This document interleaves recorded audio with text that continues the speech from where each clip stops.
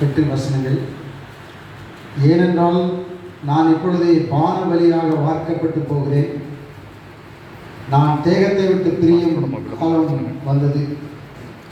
நல்ல போராட்டத்தை போராடினேன், ஓட்டத்தை முடித்தேன், விசுவாசத்தை காத்துக்கொண்டேன். இது முதல் நீதியின் கிரீடம் எனக்காக வைக்கப்பட்டிருக்கிறது. நீதியுள்ள நியாயாதிபதியாகிய கர்த்தர் அந்நாளிலே அதை எனக்கு தந்தருள்வார். எனக்கு மாத்திரமல்ல, அவர் பிரசன்னமாகுதலை விரும்பும் யாவருக்கும் அதை தந்தருள்வார். தேவனுடைய பிரசன்னத்தை, அவருடைய பிரசன்னமாகுதலை விரும்புகிறவர்கள், ஆண்டவராய் இயேசு கிறிஸ்து சீக்கிரம் வரப்போகிறார். அப்பொழுது அவருடைய பிரசன்னத்தை நாம் உணர முடியும். அவரை முகமுகமாய் தரிசிக்க போகிறோம். அதற்கு முந்தி இப்பொழுது நம்முடைய தனிப்பட்ட ஜெப வாழ்க்கையிலே அவருக்கும் நமக்கும் இடையிலே இருக்கிற அந்த உறவுக்குள் நாம் தேவ பிரசன்னத்தை உணர வேண்டும் என்று தேவன் நம்மிடத்தில் எதிர்பார்க்கிறார்.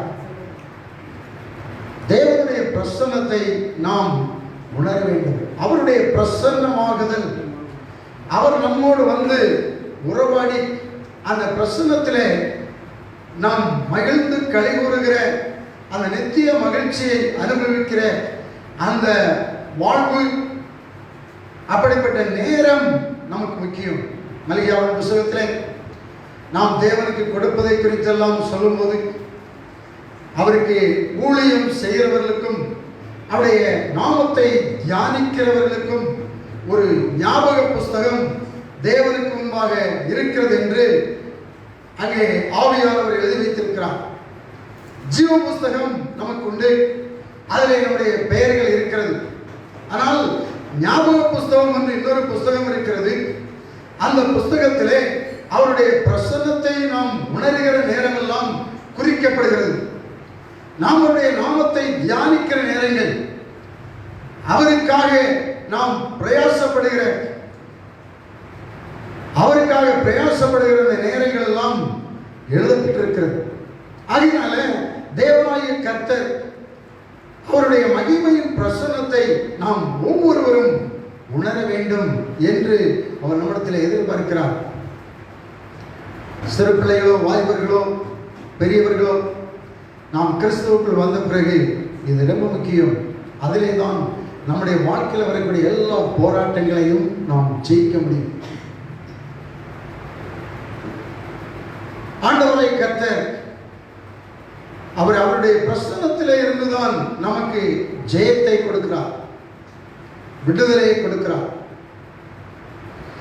நான் ஊழியத்திற்கு வந்த ஆரம்பத்தில் பாஸ்டரோட வீட்டில் தங்கியிருந்தேன். அப்போ அவர் வாலிபர். அந்த டைமில் 4 மணிக்கு அவர்கள் எழுப்பி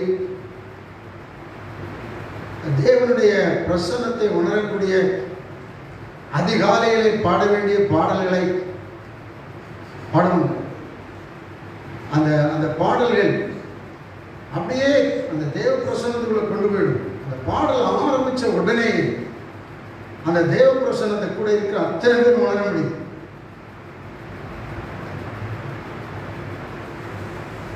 கடைசி நாட்கள் வரையிலும் அவர்கள் அதிகாலை ஜபத்தை முடியாத சில நேரங்களில் அவங்க பண்ணாமல் இருந்தாங்க. ஆனால் அவங்களுக்கு ஆரோக்கியம் சுகம் வந்த உடனே அந்த காலை ஜபத்தை அவர்கள் விடாமல் பிடித்து கொண்டு தன்னுடைய ஓட்டத்தை ஓடி முடித்தார்கள்.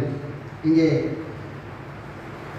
எல்லா மனுஷங்களும் இந்த உலகத்தில் ஓடிட்டு தான் இருக்காங்க. கிறிஸ்துவுக்குள் வந்த நாம் ஓடுகிற ஒரு ஓட்டத்தை பற்றி பவுல் சொல்கிறார். அதாவது பவுல் அதை சொல்கிற அந்த நேரம், நான் இப்பொழுது வான வழியாக வார்க்கப்பட்டு போகிறேன், நான் தேகத்தை விட்டு பிரியும் காலம் வந்தது. இந்த கடைசி டைம் அவருக்கு தெரியுது. எல்லா பரிசுத்தவான்களுக்கும் பரிசுத்தவாட்டிகளுக்கும் தெரியும். அந்த டைம் உணர்த்தப்படும். ஆனால் சில காரியங்களை அவங்க சொல்லுவாங்க, சில காரியங்களை சொல்ல மாட்டாங்க. அவங்களுக்கு தெரியும். பவுல் சொல்றாரு, நான் தேகத்தை விட்டு பிரியும் காலம் வந்தது. இந்த பவுல் பல விதத்தில் அதை சொல்லியிருக்கிறார். நான் தேகத்தை விட்டு பிரிந்து கிறிஸ்துவோடு இருக்கிறது எனக்கு ரொம்ப பிடிக்கும். ஆனாலும் இந்த பூமியில் வாழ்வதை நான் விரும்புகிறேன். ஏனென்றால் அது உங்களுக்கு பிரயோஜனமாக இருக்கும் அப்படின்னு பல இடங்களில் அவர் சொல்லியிருக்கிறார். இந்த இடத்துல சொல்றாரு, நான் நிச்சயமாய் என் தேகத்தை விட்டு பிரியும் காலம் வந்துவிட்டது அப்படின்னு. 7ஆம் வசனம், நல்ல போராட்டத்தை போராடினேன், ஓட்டத்தை முடித்தேன். நல்ல போராட்டம் என்று இங்கு ஆவியானவர் எழுதி வைத்திருக்கிறார். கிறிஸ்துவுக்குள் நாம் வாழ்கிற வாழ்க்கை ஒரு போராட்டம், ஆனால் நல்ல போராட்டம். பாஸ்டர்கள் தன்னுடைய போராட்டத்தை வெற்றியாய் முடித்திருக்கிறார்கள். பவுல் சொல்றாரு, இந்த வசனத்தை மரித்த பிறகு கல்லறையில் எழுதுவார்கள். ஆனால் பவுல் உயிரோடு இருக்கும் போதே அதை சொல்கிறார், நல்ல போராட்டத்தை போராடினேன். அதனால நம்ம மரித்த பிறகு மற்றவர்கள் சொல்றதுக்காக இல்லை, இது நாம் உயிரோடு இருக்கும் போதே நம்முடைய வாழ்க்கை குறித்து, நம்முடைய போராட்டத்தை குறித்து நாம் அறிந்திருக்க வேண்டும். அந்த போராட்டம் நல்ல போராட்டம். பலவிதமான போராட்டங்கள் வாழ்க்கையில் இருக்கிறது. பாஸ்டர் சாந்தகுமார் அவருடைய வாழ்க்கையில அவங்க ஆரம்பத்தில் இருந்து அவங்க முடிவு வரையிலும் அந்த போராட்டத்தை போராடி கொண்டேதான் இருந்தார்கள்.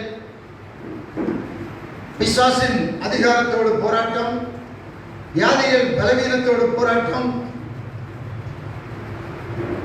மனுஷங்களோடு போராட்டம், சபையில் உள்ள சில விசுவாசிகளோடு போராட்டம். அது போராட்டம், எல்லா போராட்டங்களும் இருக்கும். ஆனால் கிறிஸ்துவுக்குள் பிசாசை எதிர்த்து, மரணத்தை எதிர்த்து போராடுகிற போராட்டம் தான் இங்கே சொல்லப்பட்டிருக்கிறது. தேகத்தை விட்டு பிரியும் காலம் வந்தது. ஆனால் தேகத்தை விட்டு பிரிந்தாலும் மறுபடியும் கிறிஸ்துவுக்குள் நான் வாழப்போகிறேன். கிறிஸ்து எனக்கு ஜீவன், சரீர மரணம் எனக்கு லாபம் என்று சொல்கிறார். பிரியமானவர்களே, சரீர மரணத்தை குறித்து அநேக நேரம் நம்ம பேசும்போது இழப்பு நஷ்டம் அப்படிதான் பேசுறோம். ஆனால் அது இழப்பு அல்ல என்பது எல்லா பரிசுத்தவான்களின் கருத்து. இழப்பு அல்ல, கிறிஸ்துவோடு இணைந்திருப்பது லாபம். ஏனென்றால் கிறிஸ்து நமக்கு ஜீவன். ஆகையினாலே சரீரத்திலிருந்து பிரிந்து நாம் கிறிஸ்துவோடு இணைகிறோம். நம்முடைய சரீரத்தை விட்டு பிரிகிற ஒரு பிரிவு மட்டும்தான், அதை மரணம் கூட சொல்லக்கூடாது. இரண்டாம் மரணம் தான் மரணம். அதிலிருந்து இயேசு நம்மை விடுதலையாக்கி விட்டார். இந்த சரீர மரணம் அது ஒரு விதைத்தல், அது நித்திரை, அந்த மாதிரி தான் அது ஞான அர்த்தமாக எழுதப்பட்டிருக்கிறது. ஆகையினால இழந்துட்டோம், நஷ்டமடைந்து விட்டோம் அப்படின்னு நம்ம ஒரு நாளும் உணர்வதற்கு இடம் கொடுக்கக்கூடாது. அது லாபம், அது ஆதாயம், ஆசீர்வாதம். கிறிஸ்துவோடு எந்த பாவ போராட்டமும், பிசாசனுடைய போராட்டமும், மனுஷங்களுடைய போராட்டமும் இல்லாத கிறிஸ்துவோடு அவர்கள் இணைந்திருக்கிறார்கள் என்றால் நாம் அதை குறித்து ஆவியிலே மகிழ்ந்து கலைகூற வேண்டும். ஏன் என்றால் நாம் எல்லாரும் இந்த உலகத்தில் உள்ள போராட்டங்களை விட்டு கிறிஸ்துவோடு இசைந்து அவருடைய பிரசன்னத்தை எப்பொழுதும் உணர்ந்து அந்த பிரசன்னத்திலே வாழும்படி அழைக்கப்பட்டிருக்கிறோம். என் சமூகம் உனக்கு முன்னாலே செல்லும் என்று ஆண்டவர் சொல்கிறார். அவருடைய பிரசன்னம் நம்ம கூட எப்போதும் இருக்க வேண்டும். அவருடைய தயவு, இரக்கம் எல்லாமே அதில் இருக்கு, தாராளமாக இருக்கு. ஆகினாலே இந்த தேவ பிரசன்னத்திலே நாம் வாழ்வதற்கு நாம் முயற்சி பண்ணுவோம். அந்த தேவனுடைய சமூகத்தை எப்பவும் நாடுவோம். என்னுடைய வாழ்க்கையில் எத்தனையோ போராட்டங்களை நான் சந்தித்திருக்கேன். ஆனால் தேவனுடைய சமூகத்தில், தேவ ஆலயத்தில், ஆலயம் இல்லாமல் கூட என்னுடைய வாலிபத்தில் அலைஞ்சிருக்கு, ஆலயம் இல்லாமல். ஆனால் தேவனாய கர்த்தர் ஒரு இடத்தை ஆராதிப்பதற்கு தந்த பிறகு அந்த இடம்தான், அந்த இடத்திலேயே தான் முழங்கால் போடும். என்ன பிரச்சனை, என்னுடைய பிரச்சனையோ, குடும்ப பிரச்சனையோ, அல்லது சபையாருடைய பிரச்சனையோ, சமுதாயத்தில் உலகத்தில் இருக்கிற பிரச்சனையோ, எல்லாத்துக்கும் தேவ பிரசன்னத்தில் முழங்கால் படியிடும்போது நான் ஆறுதலையும் இளைப்பாறுதலையும் எல்லா கேள்விகளுக்கும் பதிலையும் பெற்றிருக்கிறேன். அந்த நல்ல காரியத்தை பாசத்திலிருந்து நான் ஆரம்பத்திலேயே கற்றுக்கொண்டேன். தேவ சமூகத்தில் ஜெபிக்க வேண்டும், தேவனுடைய பிரசன்னத்தில் இருக்கும்போது நமக்கு விடுதலை உண்டு என்பது. ஆகையினால அவருடைய பிரசன்னமாகுதலை நாம் பூமியில் இருக்கும்போது உணர்வோமானால் நிச்சயமாய் அவர் வரும்போது நம்ம கலங்க வேண்டிய அவசியமே நமக்கு வராது. கர்த்தர் நல்லது. அல்லேலூயா.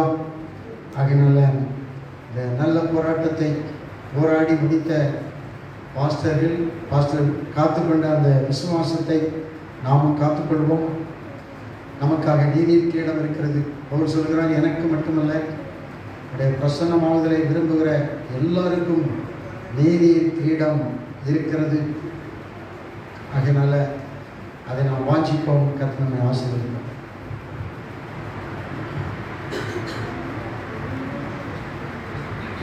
ஒரு பாடல் ஒன்று சகோதரர்கள் பாடுவாங்க. ஹல்லேலூயா.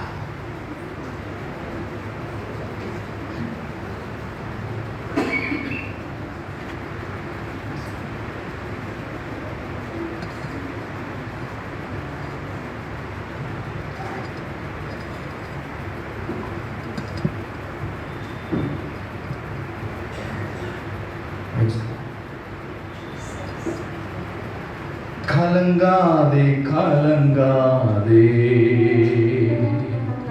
கர்த்தர் உன்னை கைவிட மாட்டார்.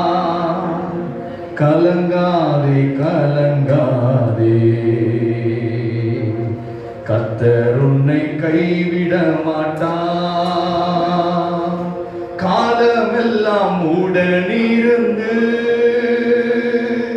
கரம் பிடித்து நடத்தி செல்வார். காலமெல்லாம் உடனிருந்து கரம் பிடித்து நடத்தி செல்வார். கண்ணீரெல்லாம் துடைப்பார், கண்ணீரெல்லாம் துடைப்பார். உன்னை கண்மணி போல் காத்திடுவார், உன்னை கண்மணி போல் காத்திடுவார். கலங்காதே கலங்காதே, கர்த்தர் உன்னை கைவிட மாட்டார். கல்வாரி மலை மேலே காயப்பட்ட இயேசுவை பார். கல்வாரி மலை மேலே காயப்பட்ட இயேசுவை பார். கரம் விரித்து அழைக்கின்றார், உன்னை கரம் விரித்து அழைக்கின்றார். கண்ணீரோடு ஓடி வா, இன்று கண்ணீரோடு ஓடி வா. கலங்காதே கலங்காதே, கர்த்தர் உன்னை கைவிட மாட்டார். கலங்காதே கலங்காதே.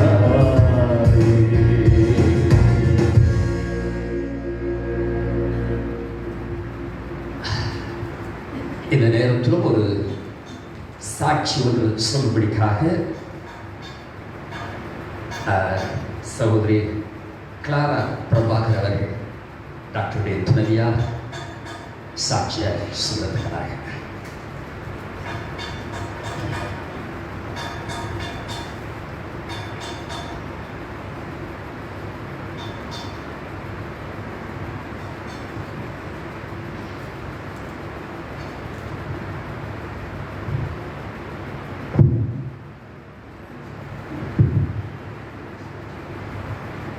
கர்த்தருடைய பரிசுத்த நாமம் மகிமைப்படுவதாக. இப்படிப்பட்டதான ஒரு சந்தர்ப்பத்திலே இங்கே வந்து இவ்வளவு சீக்கிரத்தில் நிற்போம் என்று நாம் யாருமே எதிர்பார்க்கவில்லை. ஆனால் ஒன்று மட்டும் நிச்சயம், கர்த்தர் எதை செய்தாலும் நம்முடைய நன்மைக்கு ஏதுவாகவே செய்வார். அல்லேலூயா. அவர் ஒரு நாளும் தவறு செய்கிறவர் அல்ல. நம்முடைய கண்ணோக்கம் வேறு, ஆனால் தேவனுடைய கண்ணோக்கம் வேறாக இருக்கின்றது. நேற்றைய தினத்திலே ஒரு தேவ ஊழியர் சொன்னது போல, நிரப்பு என்பது பிறந்த ஒவ்வொருவருக்கும் நிச்சயம், ஆனால் இறக்கும் சமயம் என்பதுதான் நிச்சயமற்றதாக இருக்கிறது. இதற்கு இடையில் நாம் எப்படி வாழ்கின்றோமோ அதை பொறுத்து தான் நம்முடைய ஆண்டவர் நமக்கு பலனை தருவார் என்று சொல்லி வேதத்திலே பார்க்கின்றோம். பிரசங்கியின் புத்தகம் 9ஆம் அதிகாரத்திலே 2வது வசனம் விதமாய் சொல்கிறது, எல்லாருக்கும் எல்லாம் ஒரே விதமாய் சம்பவிக்கும். சன்மார்க்கனுக்கும் துன்மார்க்கனுக்கும், நற்குணமும் சுத்தமும் உள்ளவனுக்கும் சுத்தம் இல்லாதவனுக்கும், பலி இடுகிறவனுக்கும் பலி இடாதவனுக்கும் ஒரே விதமாய் சம்பவிக்கும். நல்லவனுக்கு எப்படியோ பொல்லாதவனுக்கும் அப்படியே. ஆணை இடுகிறவனுக்கு எப்படியோ ஆணையிட பயப்படுகிறவனுக்கும் இவ்விதமாய் சம்பவிக்கும். இதைதான் நாம் நம்முடைய வாழ்க்கையிலே பார்த்து கொண்டு இருக்கின்றோம். கிறிஸ்துக்குள் அருமையானவர்களே, ஆண்டவர் சொன்னது போல அதே பிரசங்கி, ஏனென்று சொன்னால் எதற்காக பிரசங்கியின் புத்தகத்தை நாம் அடிக்கடி வாசிக்க வேண்டும் என்றால், நாம் அனைவருமே கொஞ்சம் நல்ல நிலைமையில் இருக்கும் பொழுது, பிரச்சனைகள் குறைவாக இருக்கும் பொழுது இந்த உலகத்தின் பின்னே ஓட ஆரம்பித்து விடுகின்றோம். இது மறுக்க முடியாத உண்மை. அதை தான் நாம் சொல்ல பிரசங்கி திரும்ப திரும்ப சொன்னார். எவ்வளவு பெரிய காரியம் வந்தாலும், என்ன சின்ன காரியமோ பெரிய காரியமோ எதுவாக இருந்தாலும் எல்லாமே மாறி. இந்த ஒன்றை நாம் மனதில் நன்றாக வைத்துக் கொண்டோம் என்று சொன்னால், இது எல்லாமே மாயை என்ற இந்த ஒரு உணர்வு ஒரு கிறிஸ்துவனுக்கு என்று வருகின்றதோ அன்றைக்கே அவன் உள்ளத்தில் உள்ள கவலைகள் எல்லாம் மறைந்து போய்விடும். ஏனென்றால் அதுவும் ஒரு மாயை. எந்த உபத்திரவம் வந்தாலும் அது ஒரு மாயையாக இருக்கின்றது. ஆனால் இந்த நாளிலும் கூட நான் இந்த இடத்துல வந்து நிற்கிறேன் என்று சொன்னால், அது எங்கள் அன்பு பாஸ்டர் சாந்தகுமார் அவர்கள் மீது வைத்திருக்கின்ற ஒரு பக்தி என்று சொல்லலாம், ஒரு மரியாதை என்று சொல்லலாம். ஏனென்றால் 1982ஆம் ஆண்டில் தான் நாங்கள் ஆண்டவருக்குள்ளாக வந்தோம். நாங்கள் ஆசி சபையை சேர்ந்தவர்கள் தான். ஆண்டவரை கண்டு கொண்டது அந்த வருடத்தில் தான். எப்பொழுது ஆண்டவரை கண்டு கொண்டோமோ அந்த நாளில் நாங்கள் ஒரு குழந்தையாக இருந்த பொழுது எங்களுக்கு ஞானப்பால் ஊட்டி வளர்த்தவர் என்று சொன்னால் அது எங்கள் பாஸ்டர் சாந்தகுமார் அவர்கள் தான். ஆரம்ப காலகட்டங்களிலே அவருடைய ஆராதனையில் தான் நாங்கள் பங்கு பெறுவோம். அவர்கள் நடத்துகின்ற ப்ரேயர் மீட்டிங்ஸ் வருவோம், ஃபாஸ்டிங் ப்ரேயர் வருவோம். எல்லாமே எங்களுக்கு ஒன்றும் தெரியாத ஒரு நிலைமையில ஒரு பச்சை குழந்தைய ஒரு தாய் எப்படி வளர்ப்பார்களோ அதே போல எங்களை ஆவிக்குரிய பிரகாரமான ஒரு தந்தையாக இருந்து எங்களை வளர்த்தவர் பாஸ்டர் சாந்தகுமார் என்று சொன்னால் அது மிகையாக. அதே வேளையிலே தன்னால் வளர்க்கப்பட்டவர்கள், தன்னால் உருவாக்கப்பட்டவர்கள், தன்னோடு கூட தான் இருந்து தன்னுடைய திருச்சபைக்கு தான் அவர்கள் உதவ வேண்டும் என்ற ஒரு எண்ணம் அவருக்கு துளி கூட கிடையாது. இந்த நாட்களிலே நாம் பார்க்கின்றோம், யாராவது ஒருவர் மூலமாக ரட்சிக்கப்பட்டோம், ஒரு சபையிலே வந்தோம் என்று சொன்னால் பொதுவாக, நான் எல்லோரையும் சொல்லவில்லை, பொதுவாக எல்லாருடைய எண்ணமும் நம்மால் உருவாக்கப்பட்டவர்கள் நமக்கு பிரயோஜனமாக இருக்க வேண்டும். இதுதான் எல்லோருடைய நோக்கம். என்னுடைய ஊழியம் வளர வேண்டும், என்னுடைய சபை வளர வேண்டும். ஆனால் பாஸ்டர் சாந்தகுமார் அதிலிருந்து முற்றிலும் வேறுபட்டவர். அவருக்கு ஒன்று நன்றாக தெரியும், இந்த சயின்ஸ் படித்தவர்களுக்கு இந்த செல் டிவிஷன் என்று சொல்வார்கள். அந்த செல் டிவைட் ஆனால்தான் அந்த உறுப்பு வளரும். ஒரே இதில் இருந்துன்னு அது ஏதோ கோளாறுன்னு அர்த்தம். அதே போலதான் இவர் அநேகரை உருவாக்கி இருக்கின்றார், எங்களையும் உருவாக்கி இருக்கின்றார். ஒரு தூத்துக்குடி முழுவதும் ஜெப ஐக்கியம் என்று சொல்லி இந்த அளவிற்கு அது வளர்ந்து வந்தது என்று சொன்னால் அதற்கு வித்திட்டவர், அதற்கு தண்ணீர் விட்டவர் தேவனின் மூலமாக எங்களுக்கு நிறைய ஆலோசனைகளை கொடுத்து எங்களுக்கு உரு துணையாக இருந்தவர் அன்பு பாஸ்டர் சாந்தகுமார் அவர்கள். அதற்கு பிறகு ஊழியத்தின் நிமித்தமாக எங்களால் அவர்களோடு நெருங்கிய தொடர்பு என்றால் சபை காரியங்களிலே வர முடியாவிட்டாலும் கூட எங்களுக்காக எங்களுடைய ஐக்கியத்தின் மீது உண்மையான அன்பு கொண்டு எங்களுடைய வளர்ச்சியிலே மிகுந்த அக்கறை உடையவராக இருந்தவர் எங்கள் அன்பு பாஸ்டர். அதை நினைக்கும் பொழுதுதான் மிகவும் வேதனையாக இருக்கிறது. சபை வளர வேண்டும் என்று ஒன்று இருந்தாலும் கூட சபைக்கு மேலாய் தேவனுடைய ராஜ்யம் வளர வேண்டும் என்பதிலே அவர் அதிக அக்கறை உள்ளவராக இருந்தார். ஹல்லேலூயா, ஹல்லேலூயா. அவருடைய நோக்கம் சபையை மாத்திரம்தான் வளர்க்கணும், தன்னுடைய ஊழியத்துக்கு மாத்திரம்தான் தன்னால் தெரிந்து கொள்ளப்பட்டவர்கள் அல்லது தன்னுடைய சபையில வந்தவர்கள் உதவி செய்ய வேண்டும் என்று நினைத்திருந்தார் என்றால் உலக பிரகாரமாக இந்த சபை இன்னும் பல மடங்கு பெரிதாக இருக்கும். பார்க்கிறவர்கள் கண்களுக்கு நிறைய விசுவாசிகள் வருகின்றார்கள், பெரிய ஆலயம் இருக்கிறது. இது உலகத்தாருடைய கண்கள். நம்முடைய நோக்கம் வேறு, தேவனுடைய நோக்கம் வேறு. எங்கள் அன்பு பாஸ்டர் தேவனுடைய நோக்கத்தை மாத்திரமே தன்னுடைய குறிக்கோளாக வைத்து அவர் ஊழியத்தை நடந்தார். ஆக அவருக்கு சபை வளர வேண்டும் என்ற ஒரு நோக்கம் இருந்தாலும் அதை விட தேவனுடைய ராஜ்யம் வளர வேண்டும், தேவனை பற்றி அறியாத மக்கள் ஆண்டவரை அறிந்து கொள்ள வேண்டும். சபையின் எண்ணிக்கை பெருகிறதோ இல்லையோ, அதை விட தேவனை பற்றி அறியாத மக்கள் அவர்களை அறிந்து கொள்ள வேண்டும் என்ற ஒரே நோக்கத்திற்காக தொடர்ந்து ஓடினவர் எங்கள் அன்பு பாஸ்டர் சாந்தகுமார் என்றால் அது மிகையாகாது. ஏனென்றால் தேவனுடைய சந்நிதியில் இருந்து நான் இதை உங்களுக்கு சொல்ல விரும்புகின்றேன். யார் ஒருவன் சபை வளர வேண்டும் என்று நினைக்கின்றானோ அவன் உண்மையான ஊழியனாக இருக்க முடியாது. சபை ஒரு உபகரணம் அவர்களுடைய கரத்திலே. அதன் மூலமாய் தேவனுடைய ராஜ்யம் வளர வேண்டும், அவருடைய சித்தம் நிறைவேற வேண்டும் என்று நினைப்பவர்கள் தான் உண்மையான ஊழியக்காரர்கள். அதிலே எனக்கு தெரிந்தவர்கள் மிக சிலரில் ஒருவர் பாஸ்டர் சாந்தகுமார். அவர் உலக பிரகாரமாக அவரை இழந்து இருப்பது நிச்சயமாக நம்மளால் ஏற்றுக்கொள்ள முடியாத ஒன்று. பவுல் சுலபமாக சொல்லிவிட்டார். மற்றவர்களைப் போல, அறிவில்லாதவர்களைப் போல, தேவனை பற்றி தெரிந்து கொள்ளாதவர்கள் போல நீங்க துக்கமா இருக்கிறது எனக்கு விருப்பம் இல்லை. மேலோட்டமா பார்த்தா அது எப்படி துக்கமா இல்லாம இருக்க முடியும்? நம்மால இருக்க முடியாது. ஆனால் அதற்கு மேலே ஆண்டவர் ஒரு காரியத்தை சொல்லுகிறார். பிரசங்கி 12ஆம் அதிகாரம் 14வது வசனத்திலே ஒவ்வொரு கிரியையும், அந்தரங்கமான ஒவ்வொரு காரியத்தையும், நன்மையானாலும் தீமையானாலும் தேவன் நியாயத்திலே கொண்டு வருவார். அதே போல ரெவலேஷன் வெளிப்படுத்தின விசேஷம் 22வது அதிகாரத்தில் சார், இதோ சீக்கிரமாய் நான் வருகிறேன், அவனுடைய கிரியைக்கு ஏற்ற பலன் என்னோடு கூட வருகிறது. எங்கள் அன்பு பாஸ்டர் சாந்தகுமாருடைய கிரியைக்கு ஏற்ற பலனை ஆண்டவர் தருவார். நாம் நினைக்கிறோம் அவர் இருக்கின்ற இடத்தை யார் நிரப்புவார் என்று சொல்லி.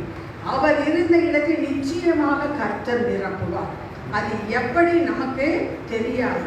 தேவனுடைய வழிகள் எல்லாம் மிஸ்டீரியஸ் என்று சொல்வார்கள். நம்மளால் யூகிக்க முடியாத ஒன்றாக இருக்கிறது.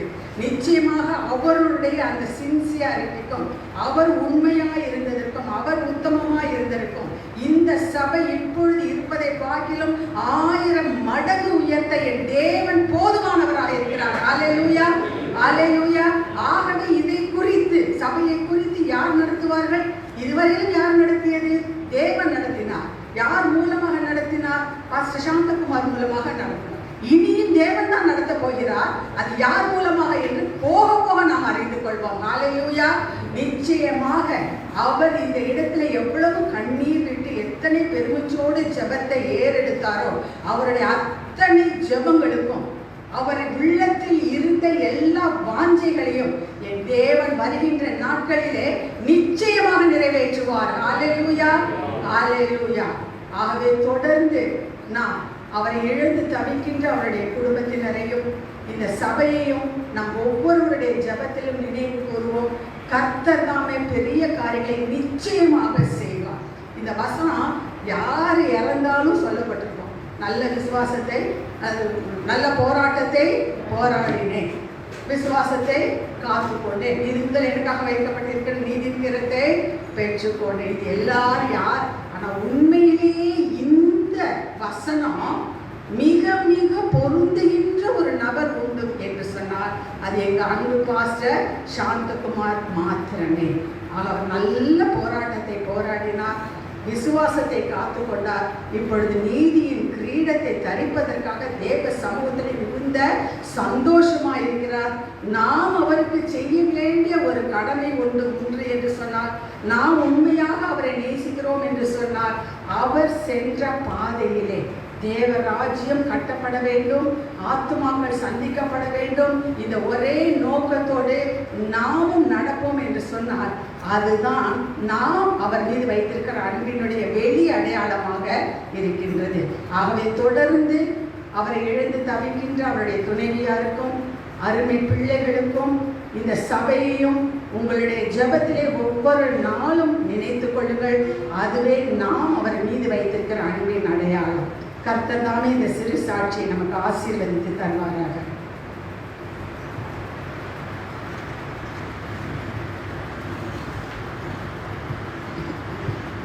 கர்த்தர் நல்லவர். இந்த நேரத்தில் நம்முடைய பாஸ்டர் சாதகுமார் அவருடைய இளையகுமார் தம்பி ஃபின்னி அவர்களுக்கும் ரொம்ப இருவரும் சேர்ந்து பாடின பாடல் என்று நம்புகிறேன். அவர்கள் அதிகமாய் விரும்புகிற இருவரும் சேர்ந்து ஏற்கனவே பாடின அந்த பாடலை இந்த நேரத்தில் அவர்கள் பாடி கர்த்தருடைய நாமத்தை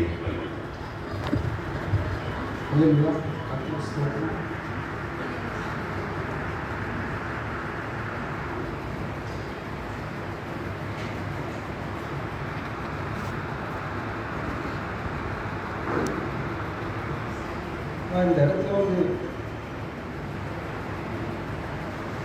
இது வரைக்கும் நின்னது கிடையாது.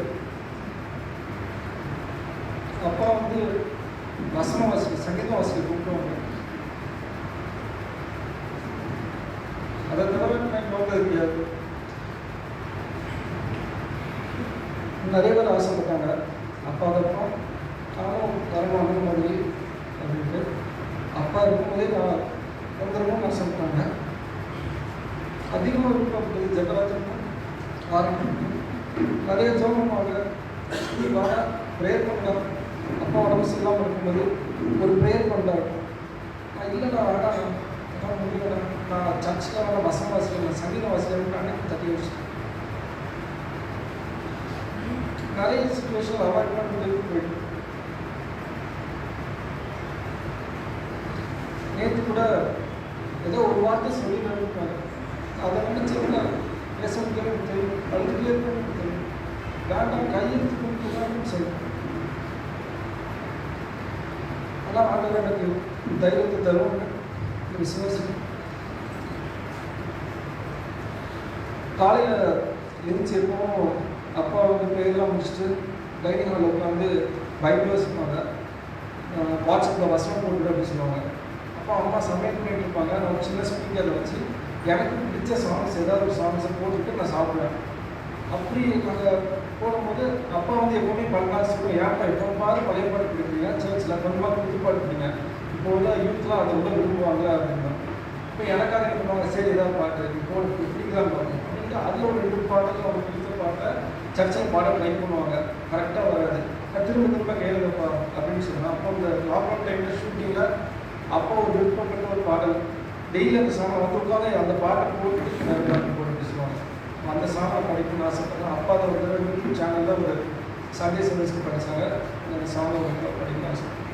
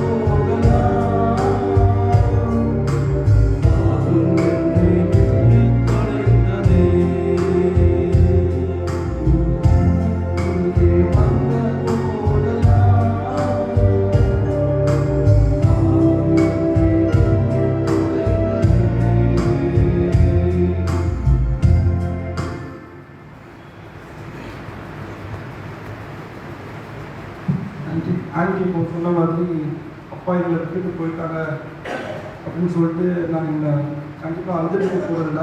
எங்களுக்கு நம்பிக்கை இருக்குது. அப்பா வந்து எல்லாருக்குமே ஒரு நல்ல விஷயம் தான் செஞ்சுட்டு போயிருக்காங்க. எங்களுக்கு தைரியம் இருக்குது. இப்படியே நாங்கள் அழுதுட்டு இருக்க மாட்டோம்.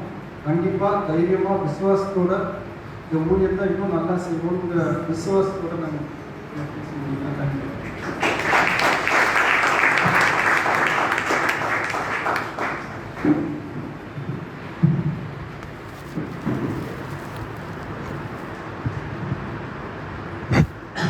கர்த்தருடைய பரிசுத்த நாமம் வைக்கப்படுவதாக. இந்த நாளிலே இந்த நேரத்தில் நாம் சற்று எதிர்பார்க்காதவர்களாக நாம் இங்கே இருக்கிறோம். நேற்றைய தினத்தில் அவர்களுடைய சரீரம் இருந்தது. நேற்று முந்தின தினம் ஆனால் புதன்கிழமை காலை ஒரு 3:30 4 மணிக்கெல்லாம் விழித்துக் கொண்டார்கள். படுத்திருந்தே ஒரு பாஸ்டர் கிறிஸ்துதாஸ் இங்கே நினைவுபடுத்தின அந்த வார்த்தை, அவருடைய பிரசன்னமாகுதலை விரும்புதலை யாவர் பிரசன்னமாகுதலை விரும்புதல். ஏதோ எனக்குள்ள அந்த ஒரு வார்த்தை மாத்திரம் புரட்சியாக எனக்குள்ள எங்காரம் இட்டுக் கொண்டிருப்பது போல இருந்துச்சு. கடந்த போன வாரத்தில் ஞாயிற்றுக்கிழமை கூட நான் ஒரு வார்த்தையை சொன்னேன். புதிய பாட்டினுடைய வேதாகமத்தினுடைய கடைசி ஜெபம் ரொம்ப சுருக்கமான ஒரு ரத்தின சுருக்கமான ஒரு ஜெபம். வெளிப்படுத்தல் 22, 21 கடைசி வசனம், 20ஆம் வசனம், அதற்கு முந்தின வசனத்தின் கடைசி வார்த்தை.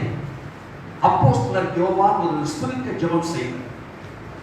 எனக்கு ரொம்ப சுருக்க ஜெபம் எனக்கு ரொம்ப இஷ்டம். தேவனே பாவியாக என்னை கிருபையாயும் என்று ஆயக்காரன் ஜெபிப்பது போன்ற சுருக்க ஜெபங்கள். அப்போஸ்தலர் யோவான் ஒரு சுருக்க ஜெபம் செய்தார் கடைசி. அதுதான் வேதாகமத்தினுடைய கடைசி ஜெபம். ஆமென் ஆமென் கர்த்தராகிய இயேசுவே வாரும். சிறிய ஜெபம், சுருக்க ஜெபம், வேதாகமத்தின் ஏன் புதிய பாட்டின் கடைசி ஜெபம். ஆமென் கர்த்தராகிய இயேசுவே வாரும். அதனால நீண்ட ஜெபமே நீ பண்ணாதீங்க, இந்த ஜெபத்தை தொடர்ந்து செய்யுங்கள் நான் சொல்லல. ஆனால் அந்த அப்போஸ்தலன் யோவானுக்குள் ஆமென் கர்த்தராகிய இயேசுவே வாரும் என்று நானும் நீங்களும் ஜெபிக்க வேண்டுமானால் ஒரு உண்மையை மறந்துவிடக்கூடாது. அதே யோவான் 1 யோவான் 3ஆம் அதிகாரத்தில் எழுதுவார். 3ஆம் அதிகாரம் 3ஆம் வசனம் எல்லாருக்கும் தெரியும். அவர் மேல் இப்படிப்பட்ட நம்பிக்கை வைத்திருக்கிறவனும் அவர் சுத்தமடைவதாக இருக்கிறது போல தன்னையும் தன்னையும் தன்னையும் சுத்திகரித்துக் கொள்கிறார். 1 யோவான் 3:1 சொல்லுகிறது, இப்பொழுது நாம் தேவனுடைய பிள்ளைகளாக இருக்கிறோம். 2வது வசனம் சொல்லுகிறது, அவரை நாம் சந்திக்கிற பொழுது அவருக்கு ஒப்பாக இருப்போம் அறிந்திருக்கிறோம். 3ஆம் வசனம் சொல்லுகிறது, அவருக்கு நாம் ஒப்பாக இருக்க வேண்டுமானால் என்ன செய்யணுமா? அவர் மேல் இப்படிப்பட்ட நம்பிக்கை வைத்திருக்கிற எவனும் அவர் சுத்தமுள்ளவராக இருக்கிறது போல. இயேசு எப்படிப்பட்டவராக இந்த பூமியில வாழ்ந்தாரோ அவரை போல இருக்கும்படி தன்னையும் சுத்திகரித்துக் கொள்கிறார். அதற்குத்தான் நமக்கு ஆவியானவர் தந்திடப்பட்டிருக்கிறார். திருவசனத்தை தேவன் நமக்கு கொடுத்திருப்பதனுடைய நோக்கம் என்ன? ஏதோ நான் கைகளை தட்டுவதற்கு, அந்நிய பாசம் பேசுவதற்கு அல்ல, அதற்கு மட்டுமல்ல. நாம் இயேசுவை போல மாறுவதற்காகவே தேவன் நமக்கு தந்திருக்கிறார். அருமையான தேவ மனிதர் பாஸ்டர் சாந்தகுமாருக்காக வாழ்வை 40 ஆண்டுகளுக்கு அதிகமாக 1978 அவரோடு கூட பழகும் வாய்ப்பு எனக்கு கிடைத்தது. அந்த நாட்கள் நானும் வாலிபர், அவரும் வாலிபர். அவருக்கும் திருமணமாகலை, எனக்கும் திருமணமாகலை. இந்த ஆரம்ப நாட்கள் திருமண அவர்கள் முதலாவது ஒரு வாலிபர்களாக அவர்கள் கூடி ஜெபிக்கிற அந்த நாட்கள் அவர்களோடு நான் இரவு தங்கியிருக்கிறேன். அவர்களோடு கூட படுத்து உறங்கி இருக்கிறேன். அவர்களோடு கூட சேர்ந்து பெருமல்ல நடந்ததான வீட்டு கூட்டங்களிலும் கர்த்தருடைய வார்த்தைகளை பேசின ஊழியம் செய்த நினைவு எனக்கு இன்றைக்கு உண்டு. ஆகவே இந்த 40 ஆண்டு காலங்கள், 40 ஆண்டுகளுக்கு அதிகமாக கர்த்தரோடு கூட வாழ்ந்த அருமையான தேவ மனிதன். நம்ம எல்லாருக்கும் ஒரு பெரிய கேள்வி இருக்குது, ஏன் ஏன் ஏன் இப்படி நினைச்சு? இன்னொரு 10-20 வருஷங்கள் அதிகமாக அவர் கர்த்தருக்காக வாழ்ந்திருக்கலாமே, ஊழியம் செய்திருக்கலாமே. அநேக நேரங்கள் நம்முடைய உள்ளத்துல பல கேள்விகள் உண்டு.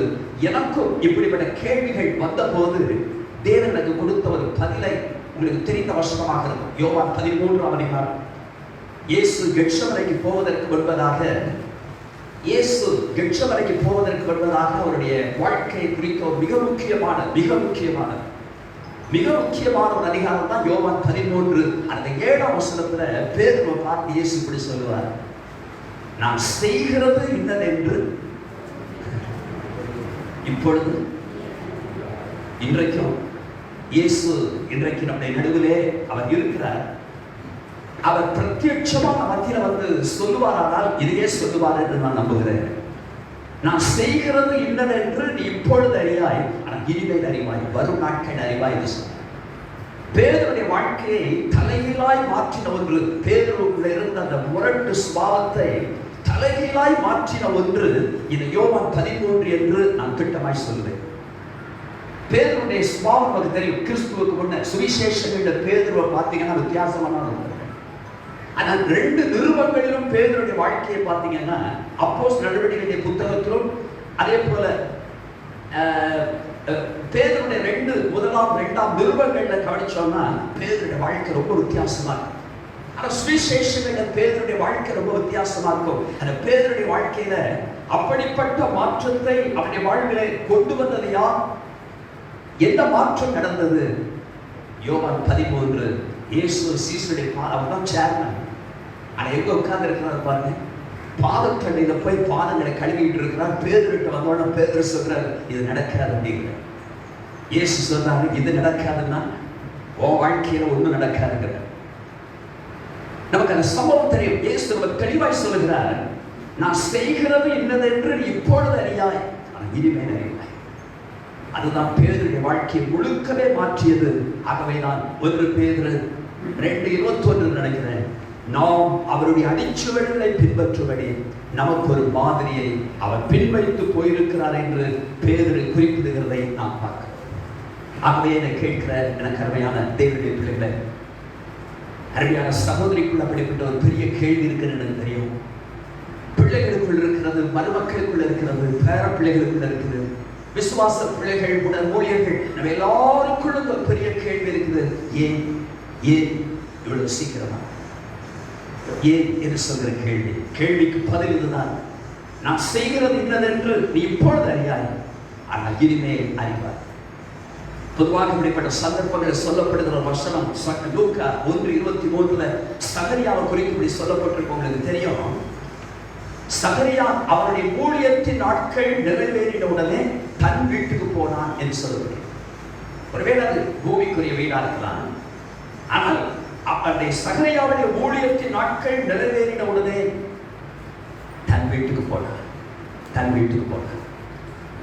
நம்ம எல்லாருக்கும் நிறைய சாட்சிகள் இருக்கிறது. ஐயாட்ட கேட்டேன், பாஸ்டர் ஜோஸ் ஐயாட்ட கேட்டேன், சாட்சி சொல்வதற்கான நேரம் கொடுப்போமா என்று கேட்டேன். சகோதரமையான சாட்சி சொன்னாங்க. நான் பாஸ்டர் சொன்னாங்க, நேற்று நிறைய சாட்சி சொல்லியிருக்கிறோம், இன்றைக்கும் சாட்சி சொல்லிட்டு இருந்தார். திரும்பவும் நினைவுகள் வேறு பக்கமாக திரும்ப அழுது கொண்டே இருப்போம். ஆகவே இன்றைக்கு அதிகமாக வேண்டாம்னு சொன்னாங்க. நம்ம எல்லாருக்கும் ஏராளமான காரியங்கள் நமக்குள்ள இருப்பதை நாம் கவனிக்கிறோம். ஆனால் ஒன்றை மாத்திரம் நம்முடைய மனதின் ஆழத்துல இப்படிப்பட்ட நேரங்களில் அந்த பிரசங்கியின் புத்தகத்தை நானும் அதிகமாய் கவனிப்பது உண்டு. நம்முடைய வாழ்க்கையில இந்த பிரசங்கியின் புத்தகத்தை நாம் அதிகமாக கவனிக்க வேண்டியவர்களாக இருக்கிறோம். கடந்த நாட்கள் ஒருவர் சொல்லுவது ஒரு இந்து சாமியார் நான் நினைக்கிறேன். ஆனால் சொன்னதுல எனக்கு யார் சொன்னார்கள் என்பதல்ல, எதை சொன்னார்கள் என்பதுதான் எனக்கு ரொம்ப முக்கியம். அது பிரயோஜனமாக இருந்துச்சுன்னா இருதயத்துக்குள் எழுதிடும். ஒரு சாமியார் பேசுறப்ப சொல்றாரு, இன்றைய பிணத்தை பார்த்து நாளைய பிணங்கள் அழுது கொண்டிருக்கிறது என்றார். திரும்பவும் சொல்லுகிறேன், இன்றைய பிணத்தை பார்த்து நாளைய பிணங்கள். ஒரு மனுஷன் முன்னால நிற்கிறோம், அழுகிறோம். ஆனால் கொஞ்சம் டீப்பாக சொல்றார், இன்றைய பிணத்தை பார்த்து இன்றைக்கு மறித்த ஒரு சரீரத்துக்கு வருவதாக நின்று அழுகிறோமே. நான் யார் தெரியுமா? உங்களை சொல்லலாம், நீங்களா உங்களை சொல்லலாம், என்னையும் சொல்ல. நான் யார் தெரியுமா? நாளைய பிணம்.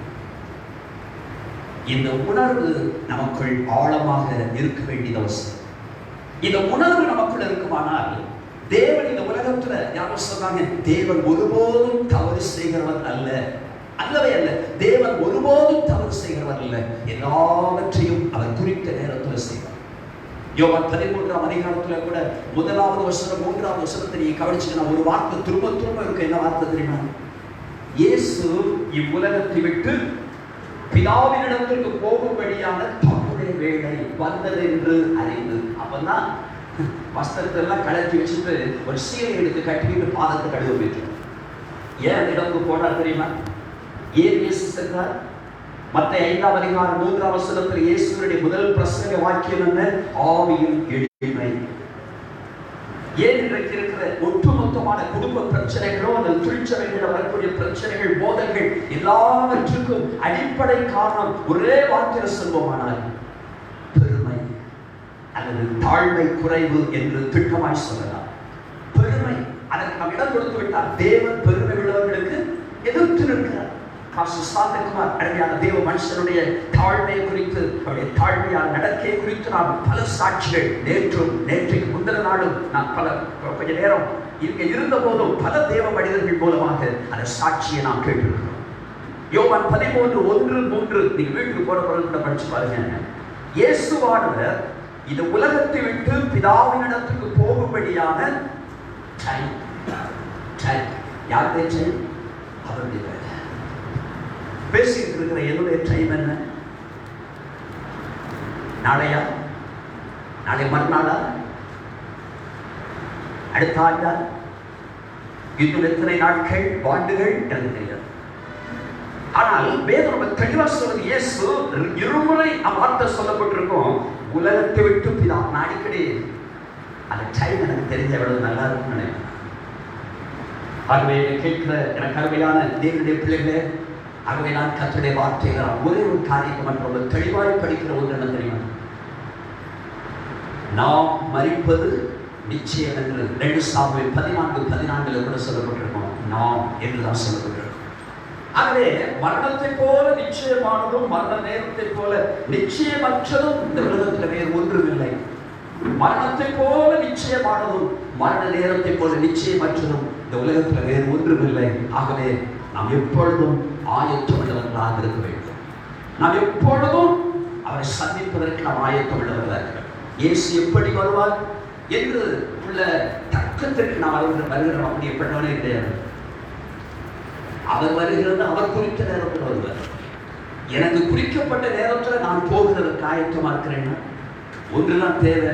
கிறிஸ்தா சொன்ன 2 தீமோத்தேயு 4 சொன்னது போல அவருடைய பிரசன்னமாகுதலை அந்த விருப்பம் மட்டும் எனக்கு துடிச்சுக்கிட்டே இருந்துச்சுன்னா இந்த உலகத்துல அத்தனையும் எனக்கு குப்பையை போல தெரியும். அந்த தூசி மாதிரி உதவிட்டு கணவர் மனைவி உறவு, மாமியார் மருமகள் உறவு, எத்தனையோ பிரச்சனைகள் வரலாம்.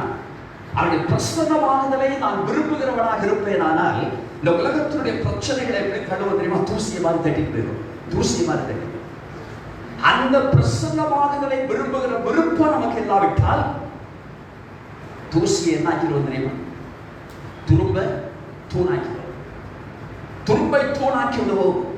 நான் சொல்றேன், அவருடைய பிரசன்னமானதை விரும்புதல் என்பது எதை காட்டுது? அப்பா நீ எப்ப வந்தாலும் அல்லது நான் உம்மண்டைக்கு எப்ப வந்தாலும் என்னுடைய கடைசி நேரம் இதுவாக இருந்தார். ஆகவே ஒரு தெய்வ மனுஷன் சொன்னாரு, மேலிடத்திலிருந்து அழைப்பு வந்து விட்டதானால், மேல இருந்து அழைப்பு வந்துட்டதுன்னா குடும்பத்தார் சுற்றத்தார் இடத்துல கூட சென்று வருகிறேன் என்று சொல்வதற்கு கூட என்ன இருக்கா? நேரம். பாஸ்டர் சாந்தகுமாருக்கு அப்படித்தானே? நமக்கு அப்படித்தானே? புதன்கிழமை காலையில பிரசன்னமாகுதலை விரும்புகிற யாருக்கும் அந்த வசனத்தை அப்படியே சுவைத்துக் கொண்டு படுத்துக் கொண்டிருக்கிற ஒரு 5:30 மணி அளவுல செய்தி கிடைத்தது நம்ப முடியல. இப்ப நான் இந்த வசனத்தை நினைவு கொடுத்து கொண்டிருந்தேன். ஆவியானவரே நினைவுபடுத்தினேன், என்ன நோக்கம் என்று கூட யோசித்துக் கொண்டிருந்தேன். ஒரு காரியத்தை மட்டும் மனதின் ஆழத்தில் வைக்க வேண்டியவர்களாக இருக்கிறோம். மேல இருந்து அழைப்பு வந்து விட்டதானால் நம்மோடு கூட ஒரு பக்கத்துல படுத்திருக்கிற ஒரு இடத்துல கூட போய்விட்டு வருகிறேன் என்று சொல்லுவதற்கு என்ன இருக்காதுங்க? நேரம் இருக்காது. அதனாலதான் சொல்றேன், அதனாலதான் திரும்பவும் சொல்லுகிறேன், நாம் எப்பொழுதும் ஆயத்தமுள்ளவர்களாக இருப்போம். வேதாகமத்தில் நமக்கு தெரிந்த ஒரு பகுதியை நான் சற்று நினைவுபடுத்தி முடிச்சிருக்கிறேன். யோசுவாவின் புத்தகத்தில் நீங்க கவனிச்சீங்கன்னா, யோசுவா வேதாகமத்தில் 66 ஆகமங்கள், 66 புத்தகத்துல விலையேற பெற்ற வாக்குத்தத்தத்தையும் யோசுவாவுடைய புத்தகத்துல தான் படிக்கிறோம். அதே நேரத்துல யோசுவாவின் புத்தகம் முதல் அதிகாரம் முதல் வசனம், யோசுவா கடைசி அதிகாரம் கடைசி வசனத்தை கவனிச்சீங்கன்னா, சாவுல துவங்கும், அடக்கத்துல முடியும். சாவுல துவங்குங்க. இஸ்ரவேல் ஜனத்தினுடைய வாழ்க்கையில மலை போல இருந்தவர்கள் தான் மோசே, யோசுவா. நமக்கு தெரியும், இஸ்ரவேல் ஜனத்தினுடைய வாழ்க்கையில இஸ்ரவேல் ஜனத்தை நடத்தி கொண்டு வந்த மோசே, கானானை சோதரிக்கும்படி, கானானை பங்கிட்டு கொடுக்கும்படி தேவனால் பயன்படுத்தப்பட்ட யோசுவா என்று நமக்கு தெரியும். அந்த யோசுவாவின் புத்தகம் முதல் அதிகாரம் முதல் வசனம் சொல்லுது, கர்த்தருடைய தாசனாகிய மோசே மரித்த பின்பு. முதல் வசனம் எப்படி ஆரம்பிக்கணும்? மரணத்திலேயா துவங்கணும்? அது எப்படிப்பட்ட யாருடைய மரணம் சொல்லலாம்? இஸ்ரவேலுக்கு மலை போல இருந்தவர்கள் என்று சொல்லலாம். நம்ம வாழ்க்கையில, நம்ம குடும்பத்துல கூட, நம்ம சபையில, நம்முடைய குடும்பத்துல கூட சில நேரத்துல சொல்ல யாரா இருந்திருப்பாங்க தெரியுமா? மலை மாதிரி சொல்ல கேட்டிருக்கேன். ஐயா, எங்க வீட்டுல மலை மாதிரி இருந்தவருங்க, மலை மாதிரி இருந்தாரு, மலை போல போயிட்டாரு, இழந்துற்றமே. ஒருவேளை அந்த தூக்கத்துல இருக்கிறீங்களா? யோசுவா 1:1 சொல்கிறது, கர்த்தருடைய தாசனாகிய மோசே மரித்த பின்பு. யோசுவா 24 கடைசி அதிகாரத்தினுடைய கடைசி வசனத்தை பாருங்க. அந்த கடைசி வார்த்தையே எப்படி முடியும்னா, அடக்கம் பண்ணினார்கள் என்று முடியும். அடக்கம் பண்ணினார்கள். 33 வசனம், ஆரோனின் குமாரனாகிய எலெயாசாரு மரணமடைந்தான். அவன் குமாரனாகிய பினேகாசுக்கு இப்ராஹிம் மலை தேசத்தில் கொடுக்கப்பட்ட மேட்டிலே அந்த எலெயாசாரை அடக்கம் பண்ணினார்கள். நீங்க அந்த கடைசி அதிகாரத்தில் ஒரு கடைசி 5 வசனத்தை கவனிச்சீங்கன்னா, அடக்கம் பண்ணினார்கள், அடக்கம் பண்ணினார்கள், அடக்கம் பண்ணினார்கள் என்று 3 முறை, ஒரு முறை அல்ல 3 முறை சொல்லப்படுகிறது. யோசுவா 24 29 பாருங்க. 33 கடைசி வசனம் 29 சொல்லுது, நூனின் குமாரனாகிய யோசுவா என்னும் கர்த்தருடைய ஊழியக்காரன் மரணமடைந்தார். வயது வித்தியாசமா இருக்கலாம். 110 வயது உள்ளவனாய் மரணமடைந்தான் என்று நாம் படிக்கிறோம். 30 வசனத்தில் இருக்கும், அடக்கம் பண்ணினார்கள். முதல் வசனத்துல கர்த்தருடைய தாசனாகிய மோசே மரித்த பின்பு கர்த்தர் யோசுவாட்ட பேசுறார். கர்த்தருடைய தாசனாகிய மோசே, இவங்க 2 பேரும் இஸ்ரவேல்ல பெரிய மலையை போல இருந்தவர்கள். கர்த்தருடைய தாசனாகிய மோசே மரிச்சிட்டாரு. கடைசி அதிகாரத்துக்கு வருகிற வேளையில யோசுவாவை மரிச்சிட்டாரு. இப்படிப்பட்ட இருவரும் சம்பவங்களுக்கு நடுவில் 32 வசனத்துல கூட நீங்க படிச்சீங்கன்னா, இஸ்ரவேல் புத்திரர் எகிப்திலிருந்து கொண்டு வந்த யோசேப்பின் எலும்புகளை அடக்கம் பண்ணினார்கள். அதை நான் நேற்று அடக்கம் ஆராதனை நடக்கிற நேரத்தில் கூட நான் சற்று நினைவுபடுத்தினேன் நினைக்கிறேன். இஸ்ரவேல் புத்திரர் எகிப்து தேசத்திலிருந்து கொண்டு வந்த யோசேப்பின் எலும்புகளை, யோசேப்பு எகிப்தில் அடக்கம் பண்ணப்பட்டாங்க. ஆனால் யோசேப்பு ஏற்கனவே சொல்லியிருந்தேன், எலும்புகளை கானானுக்கு கொடுக்கிறீர்கள் சொல்லியிருந்தார். யாக்கோவை குறித்து அப்படி சொல்லப்பட்டிருக்கும், அந்த எலும்புகளை கொண்டு வந்தார்கள். அதை குறித்து கூட நான் சொன்னேன், எலும்பு என்பது காண முடியாத உள்ள இருக்கிறது. ஃப்ளஷ் எல்லாம் அழிஞ்சிட்டு இருக்கு, ஆனால் எலும்பு உள்ள இருக்குதுங்க. அந்த போன் ஸ்ட்ரக்சர் இருக்கிறது எதை காட்டுறது தெரியுமா? நம்முடைய உள்ளான வாழ்க்கை. நேற்று நான் ஞாபகப்படுத்த நினைக்கிறேன், நம்முடைய உள்ளான வாழ்க்கை. பாஸ்டர் சாந்தகுமார், பொதுவாக குடும்பங்கள்ல ஒருவர் இறந்து போன உடனே, பொதுவாக குடும்பங்கள்ல நான் பல குடும்பங்களை பார்த்திருக்கிறேன். உலக மகா யுத்தமே சில இடத்துல நடக்கும். இங்கே சொல்லுவேன், பொதுவாக சில இடத்துல பார்த்து உலக மகா யுத்தமே நடக்கும். First world war, second world war, இதுதான் தேர்டோன்னு நினைக்கிற மாதிரி கூட இருக்கும். பேங்க் அக்கௌண்ட் என்ன, பேங்க் பேலன்ஸ் என்ன இருக்குது, அதுவா எதை காட்டுது தெரியுமா? எதை எடுத்துட்டு வந்தாங்க? ஃப்ளஷ் இல்லைங்க. மேல போட்டிருந்த அங்கி, மேல போட்டிருந்த ஓவர் கோட், மேல போட்டிருந்த அவருடைய தளவாடங்கள் எல்லாம் எடுத்துக்கொண்டு வரப்பட்டது எது தெரியுமா? எலும்பு. உள்ளான வாழ்க்கை. சகோதரி சாராள் அவர்களுடைய பாடல் வரிகளை கூட நேற்று நினைவுபடுத்தினேன் நினைக்கிறேன். அணுகாம ஒன்று வேண்டாம், அவருடைய அன்பை தேடிக்கொள் போதும். அவருடைய மாதிரியை நாம் பின்பற்ற வேண்டியவர்களாக இருக்கிறோம். அருமையான தெய்வ மனுஷன் விட்டு போட அந்த மாதிரியை நாம் பின்பற்றும்படியாக அதே யோசுவாவின் புத்தகத்துல தான் யோசுவா 1:5 சொல்லப்பட்டிருக்கிற எல்லாருக்கும் தெரிகிற விலையேற பெற்ற வாக்குத்தத்தம் என்ன? நீ 5ஆம் வசனம், நீ உயிரோடு இருக்கும் நாளெல்லாம் ஒருவனும் உனக்கு முன்பாக எதிர்த்து நிற்பதில்லை. நான் மோசையோடு இருந்தது போல உன்னோடு இருப்பேன். நான் உன்னை விட்டு விலகுவதும் இல்லை, உன்னை கைவிடுவதும் இல்லை. 6ஆம் வசனம் தெளிவா ஒரு வார்த்தை இருக்குமாங்க, பலம் கொண்டு. கர்த்தர் உங்களுக்கும் குடும்பத்துக்கும் அதை தான் சொல்றார், பலம் கொண்டு. பலம் கொண்டு திடமனதாயிரு, நான் உன்னை விட்டு விலகுவதும் இல்லை, உன்னை கைவிடுவதும் இல்லை. இந்த வசனம் ஆதியாகமத்தின் புத்தகத்திலே 28ஆம் அதிகாரம் 14-15 வந்து விடுகிறது. யாக்கோபை பார்த்து கர்த்தர் பேசினார் என்று நமக்கு தெரியும். இங்கே கர்த்தர் தெளிவா யோசுவாவிடத்துல கர்த்தர் பேசுறாரு, நீ பலம் கொண்டு திடமனதாயிரு, நான் உன்னை விட்டு விலகுவதும் இல்லை, உன்னை கைவிடுவதும் இல்லை. இது பழைய பாட்டு வாக்குத்தத்தமா? சில வாக்குத்தத்தங்கள் பழைய பாட்டுல தான் இருக்கும், நாம் அதை உரிமை பாராட்டுகிறோம். ஆனா இந்த வாக்குத்தத்தம் ரொம்ப விலையேற பெற்றது. ஏன் தெரியுமா? இந்த வாக்குத்தத்தம் எங்க இருக்கு தெரியுமா? புதிய பாட்டின் கடைசி வரைக்கும் இருக்குதுங்க.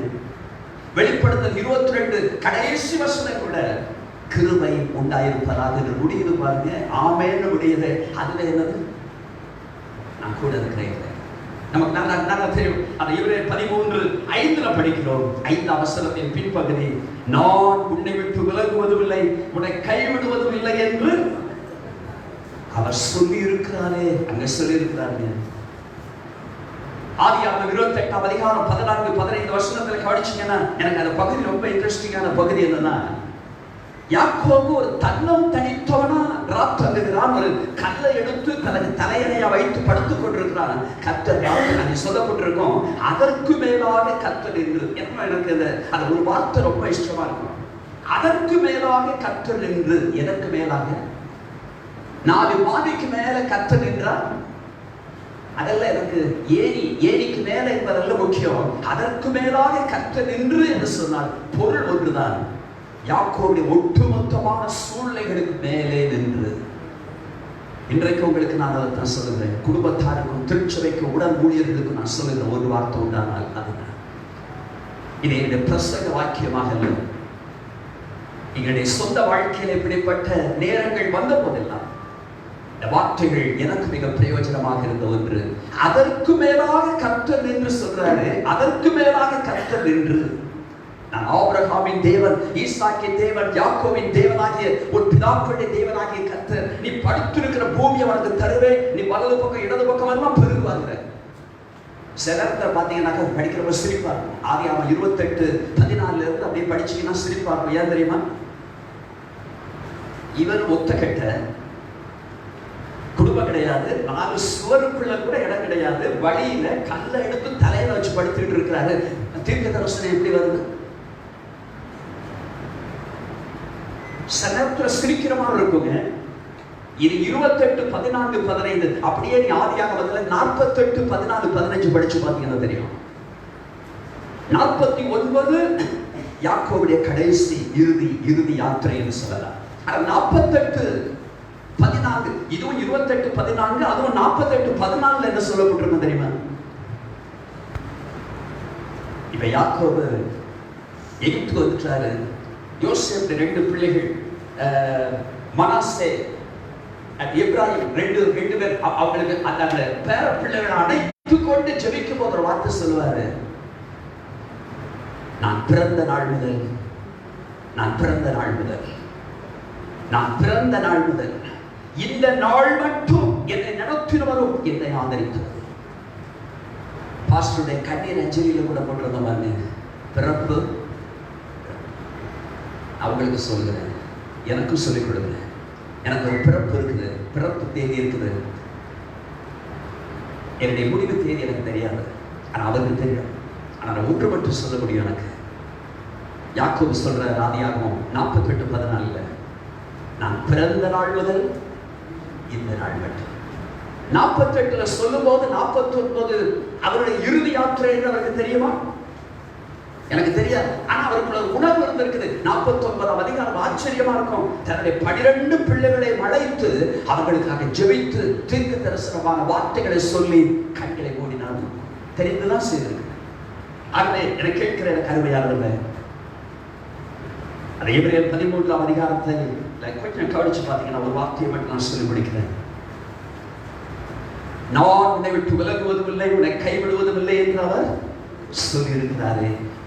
ஆகவே அதை தொடர்ந்து 13:6 சொல்லுது, அதனாலே எதனாலே நான் உன்னை விட்டு விலகுவதும் இல்லை, உன்னை கைவிடுவதும் இல்லை என்று அவர் சொல்லியிருக்கிறாரே. அதனாலே நாம் தைரியம் கொண்டு, நாம் தைரியம் கொண்டு. நீங்கள் சொல்ல மாட்டாரு, நாம் தைரியம் கொண்டு கர்த்தர் எனக்கு சகாயம், நான் பயப்படேன், மனுஷன் எனக்கு என்ன செய்வான் என்று சொல்லலாமே. அவர் சொல்றாரு, நான் ஆதினாலே இதனாலே பேங்க் டெபாசிட் இருக்கிறதுனாலயா, ப்ராப்பர்ட்டி இருக்கிறதுனாலயா, நல்ல ப்ராஸ்பரிட்டி, நல்ல செழிப்பு, எல்லா வசதியும் இருப்பதனாலயா? இல்லை, இல்லவே இல்லை என்று சொல்லப்பட்டிருக்கிறது. அதனாலே எதினாலே நான் உன்னை விட்டு விலகுவதும் இல்லை, உன்னை கைவிடுவதும் இல்லை என்று அவர் வாக்கு பண்ணியிருக்கிறார். அதனாலே நாம் தைரியம் கொண்டு கர்த்தர் எனக்கு சகாயம், நான் பயப்படேன், மனுஷன் எனக்கு என்ன செய்வான் என்று சொல்லலாமே. இறுதியான வார்த்தையை நான் சொல்லுகிறேன். 7ஆம் வசனத்தை கவனிங்க. எத்தனை பேர் எத்தனை நேரம் இதை கவனிக்கிறோம் எனக்கு தெரியாது. 7ஆம் வசனம், தேவ வசனத்தை உங்களுக்கு போதித்து உங்களை நடத்தினவர்களை நீங்கள் நினைத்து. சகோதரியை நினைவு கூர்ந்தாங்க. அவங்க மட்டும் இல்லை, உங்க எல்லாரையும் கொண்டு விட்டா நீங்க எல்லாரும் பாஸ்டர் சாந்தகுமார உங்களுக்கு வசனத்தை போதித்தவர்களை நீங்கள் நினைவு கூறுகிறீர்கள் எனக்கு தெரியும். அந்த வசனம் 7ஆம் வசனம் பாருங்க. இந்த 7ஆவது வசனத்துக்கு பிறகு அந்த அதிகாரத்தை முடிப்பதற்குள்ளாக நடத்தினவர்களை குறித்து ஒரு முறை அல்ல, இருமுறை அல்ல, மும்முறை சொல்லப்பட்டிருக்குங்க. அதை கவனத்திலே நிறுத்த வேண்டும் என்று நான் விரும்புகிறது மட்டுமல்ல, ஆவியானவர் விரும்புகிறார் என்று நம்புகிறேன். 7ஆம் வசனத்தை பாருங்க. தேவ வசனத்தை உங்களுக்கு போதித்து நடத்தினவர்களை அப்படின்னு என்ன அர்த்தம்? பாஸ்டர்ஸ். கடந்த காலத்திலே உங்களை நடத்தினவர்களை என்று சொல்லப்பட்டிருக்குது. நடத்தினவர்கள் ஒருவர் தான் யாரு? ஒரு தகப்பனை போல இருந்து இதுவரைக்கும் நடத்தினவர் பாஸ்டர் சாந்தகுமார். போன ஞாயிற்றுக்கிழமை கூட நடத்தினவர் இருக்கிறார். இன்றைக்கு அவருக்கு இல்லை, அவருடைய ஆப்சன்ஸ்ல இருக்கிறோம். நல்லா கவனிச்சு பார்த்தீங்கன்னா, நடத்தினவர்களை நீங்கள் நினைத்து, நடத்தினவர்களை நினைத்து. அவர் மட்டும் நடத்தல எனக்கு தெரியும். அந்த சகோதரி கூட இருந்தாங்க, பாஸ்டரா இருந்தாங்க, உடல் ஊழியர்கள், நல்ல பாடுகிற பிள்ளைகளை கத்த தந்திருக்கிறார், நல்ல கத்த ஆராதிக்கிற பிள்ளைகளை தந்திருக்கிறார். அந்த நாட்களில் என்னுடைய பிரதர் ஆரோக்கியதாஸ் இப்போ சில வேளைகளில் பழையபடிக்கு வந்து என்னுடைய சபையில் ஐக்கியத்தில் அவர் பங்கேற்று கத்தரை பயன்படுத்துகிற சகோதரர்கள் எல்லாருக்கும் தெரியும். நீங்க பலர் இருக்கிறீங்க, மூப்பர்களாக இந்த ஊழியத்தில் இதுவரைக்கும் இணைந்து நின்றவர்கள் பலருங்க இருக்கிறீங்க. நல்லா கவனிங்க. தேவ வசனத்தை உங்களுக்கு போதித்து உங்களை நடத்தினவர்களை நினைத்து. கதை முடிஞ்சிட்டுங்க அப்படியா? அனுதாம இன்னையோட முடிஞ்சிருக்க. சிலருக்கு அனுதாம நேற்று முடிஞ்சிருக்கும், சிலருக்கு அனுதாம இன்னையோட முடிஞ்சிடும். நம்ம 3 தடவை பண்ணு போட்டாலே சில நேரத்தில் என்ன நினைக்கிறோம், கதை முடிந்தது அப்படியா? இல்லை. 17ஆம் வசனத்தை கவனிங்க. அதே எபிரேயர் 13:17 7:17 ரொம்ப நினைவில் வைக்கத்தக்கதாகவே ஆவியானவர் தொகுத்திருக்கிறார் என்று நம்புகிறேன். 13:17 உங்களை நடத்துகிறவர்கள். நடத்தினவர்களே என்பது கடந்த காலம், நேற்று வரைக்கும் இருந்தது, அல்லது இன்றைக்கு காலை வரைக்கும் இருந்தது. இப்ப 17ஆம் வசனம் என்ன சொல்லுது பாருங்க. உங்களை நடத்துகிறவர்கள் at present. யாரோ ஒருவர் நம்மை நடத்தி இருக்கலாம். நமக்கு தெரியும் கிறிஸ்தவ வாழ்க்கை, கிறிஸ்தவ ஊழியம் என்பது ஒரு தொடர் ஓட்டம் என்று நமக்கு தெரியும். இதுவரைக்கும் இருந்தவர்கள் ஓட்டத்தை முடித்திருக்கிறார்கள். தொடர்ந்து நம்மோட போகிறவன் நமக்கு தேவன் வைத்திருக்கிற தலைமைத்துவத்தில் நம்மை தலைமையேற்று நடத்துகிறவர்களை நாம் கனப்படுகிறோமா? அந்த 17ஆம் வசனம் பாருங்க. உங்களை நடத்துகிறவர்கள் உங்கள் ஆத்துமாக்களுக்காக உத்தரவாதம் படுகிறவர்களாய் விழித்திருக்கிறவர்களானபடியால் அவர்கள் துக்கத்தோடு அல்ல சந்தோஷத்தோடு அதை செய்யும்படி அவர்களுக்கு கீழ்ப்படிந்து ஒருமுறை நம்முடைய மார்நாத்தா ஸ்தாபனத்துடைய தலைவர் ஐயா ஹென்றி ஜோசப் ஒருமுறை இந்த வசனத்துல இந்த கீழ்ப்படிந்து அடங்குங்கள் என்பதற்கு ஒரு விளக்கம் சொன்னார். அது கொஞ்சம் அவருடைய விளக்கிற வித்தியாசம் நம்ம வெடிப்பா இருக்கும். கீழ்ப்படிந்து அடங்குங்கள் அப்படின்னாரு. கீழ்ப்படிகிறதே பிரச்சனையா இருக்கும் போது அடங்குறது எங்க நடக்குறாரு. அவர் சொல்லி ஒரு 40 வருஷத்துக்கு 45 வருஷம் ஆயிடுச்சுன்னு எனக்கு நினைவு இருக்குது. கீழ்ப்படிந்து நமக்கு கீழ்ப்படுகிறதே பெரிய பிரச்சனையா இருக்கும்போது நாங்க இங்க அடங்க. இன்னைக்கு மட்டும் இல்ல, அன்றைக்கு இதே பிரச்சனை இருந்ததுனாலதான் அவர் எழுதுறாரு கீழ்ப்படிந்து அடங்குங்கள். கீழ்ப்படிகிறதே எவ்வளவு பெரிய காரியம். வசனம் சொல்லுது கீழ்ப்படிந்து அடங்குங்கள். அவர்கள் துக்கத்தோடு எப்படி செய்தால் அது உங்களுக்கு பிரயோஜனமா இருக்க மாட்டாரு. ஆகவே 7வது வசனம் நடத்தினவர்கள், 17வது வசனம் நடத்துகிறவர்கள். அட் பிரசன்ட் இருமுறை சொன்னாலே போதுதானே. 3வது முறை 24வது வசனத்தை கவனிங்க. வாழ்த்துறை முடிக்கிறார். முடிக்கும் போது என்ன சொல்றாரு தெரியுமா? 24 Ebraiயர் 13:24 உங்களை நடத்துகிறவர்களையும் பரிசுத்தவான்களையும் என்ன பண்ணுது? வாழ்த்துறோமா? வாழ்த்துதல் என்று சொன்னாலே அதுல நிறைய இருக்குது. அதுல இங்க சொல்ல நேரம் இல்லை. வாழ்த்துதல் என்று சொன்னார். வாழ்த்துதல் என்று சொன்னாலே அதெல்லாம் நாங்கள் ஜனவரி 1ஆம் தேதி வாழ்த்துட்டு தான் வந்தோம். அதான் அந்த வாழ்த்துதல் சொல்லுங்க. அங்கே சொல்லப்பட்டிருக்கும் உங்களை நடத்துகிறவர்களையும் பரிசுத்தவான்கள் யாவரையும் வாழ்த்துங்கள். இத்தாலியா தேசத்தார் யாவரும் உங்களுக்கு வாழ்த்துதல் சொல்லுகிறார்கள். 25 கிருபையானது உங்கள் அனைவரோடும் கூட இருப்பதாக. ஆமென். ஆகவே நடத்தினவர்களை நினைத்து என்ன சொல்லப்பட்டிருக்கு தெரியுமா? விசுவாசத்தை பின்பற்றுங்கள். அந்த ஆர்டரை காணிச்சுன்னா தெரியும். 7ஆம் வசனத்துல நடத்தினவர்களை நீங்கள் நினைத்து, கடைசி வார்த்தை என்ன தெரியுமா? விசுவாசத்தை பின்பற்றுங்கள். நம்பர் 2 17 உங்களை நடத்துகிறவர்களை அவர்களுக்கு என்ன செய்யணுமா? கீழ்ப்படிந்து நடத்தினவர்களை வாழ்த்துங்கள் என்று சொன்னார். இப்ப நடத்துகிறவர்கள் பிரசன்ட் பற்றி என்ன பேசுறாரு? நடத்துகிறவர்களுக்கு கீழ்ப்படிந்து அடங்குங்கள். 3 நம்பர் 24 தான். உங்களை நடத்துகிறவர்களையும் இதுவரைக்கும் நடத்தினவர்கள் எல்லாவற்றையும் ஒட்டுமொத்தமா சேர்த்து சொல்றாரு. வாழ்த்துங்கள், வாழ்த்துங்கள், வாழ்த்துங்கள், நெடுகவே வாழ்த்துங்கள் என்று சொல்றார். ஆகவே அருமையான கர்த்தருடைய பிள்ளைகளே, இந்த நாளில் கூடி வந்திருக்கிறோம். இது ஒரு ஆறுதல் கூட்டம், ஒரு தூக்க நிவர்த்தி கூட்டம். பல விதங்களில் நாம் இதை சொல்லலாம். இந்த ஊழியத்தில் தொடர்ந்து நம்ம எல்லாரும் தோள் கொடுத்து இருக்கும்படியாக யோவான் 1 கடைசி வசனங்கள் நமக்கு தெரியும். 50-51 வசனங்கள்ல நாத்தான்வேல பார்த்து இயேசு ஒரு வார்த்தை சொல்லுவாரு. கபடற்ற உத்தம இஸ்ரவேலர் சொல்லிட்டு நான் சொல்லுவாரு, இதிலும் பெரிதானவைகளை காண்பாய் என்று சொல்றாரு. இதிலும் பெரிதானவைகளை காண்பாய் என்பதை நம்ம எல்லாருமே அடிக்கடி எடுத்துக்கொள்வோம். அடிக்கடி நம்ம வீட்டுல எல்லாம் அந்த வாக்குத்தத்த வசனங்கள் இருக்கும், ஸ்டிக்கர்ல எல்லாம் என்ன இருக்கும்னா இதிலும். ஆனா எது இருக்காது தெரியுமா? கபடற்ற உத்தம இஸ்ரவேலர் தான் இரு அப்படிங்கிறத நான் 60-65 வயசுல இதுவரைக்கும் நான் எங்கேயுமே பார்த்தது இல்லைங்க. எங்கேயும் பார்த்தது. ஆனா இதிலும் பெரிதானவைகளை காண்பாய் என்பது நிறைய இருக்கும். கபடற்ற உத்தம ஒருவரோடு கூட ஒருவர் தோள் கொடுத்து நில்லுங்க. இந்த ஊழியத்தில் கர்த்தருடைய நாமத்தை உயர்த்துவோம், மகிமைப்படுத்துவோம். கர்த்தரை ஆசீர்வதிப்பாராக. தொடர்ந்து இருக்கிற பகுதியில் ஐயா பாஸ்டர் ஜோசப் அவர்கள் தொடர்ந்து இருக்கிறார்கள்.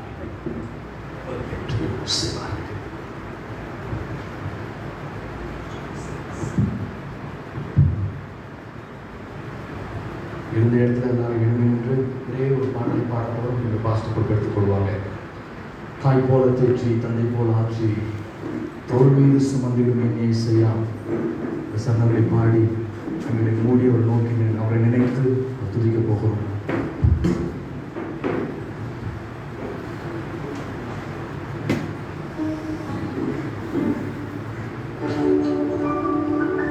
தாய் போல தேற்றி தந்தை போல ஆற்றி தோள் மீது சுமந்திடும் என் இயேசையா. தாய் போல தேற்றி தந்தை போல ஆற்றி தோள் மீது சுமந்திடும் என் இயேசையா.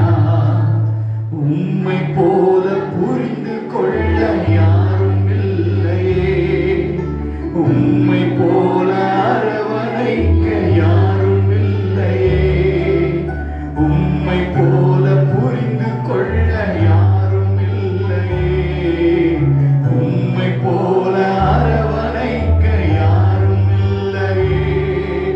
நீ போதும் என் வாழ்விலே ஏசையா, நீ போதும் என் வாழ்விலே.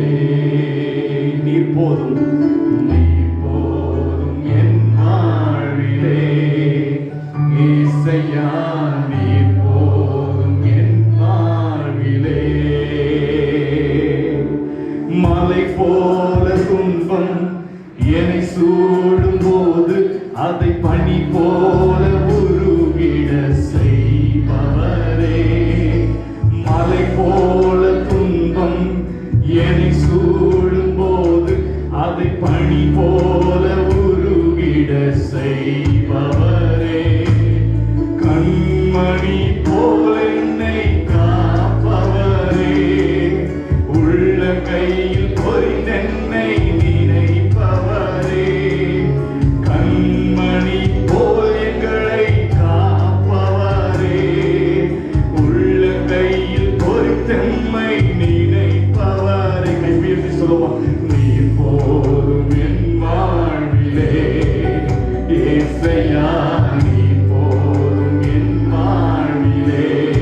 இந்த ஊழியத்திற்கு நீ போதும் என் வாழ்விலே என் ஏசையா, நீ போதும் என் வாழ்விலே.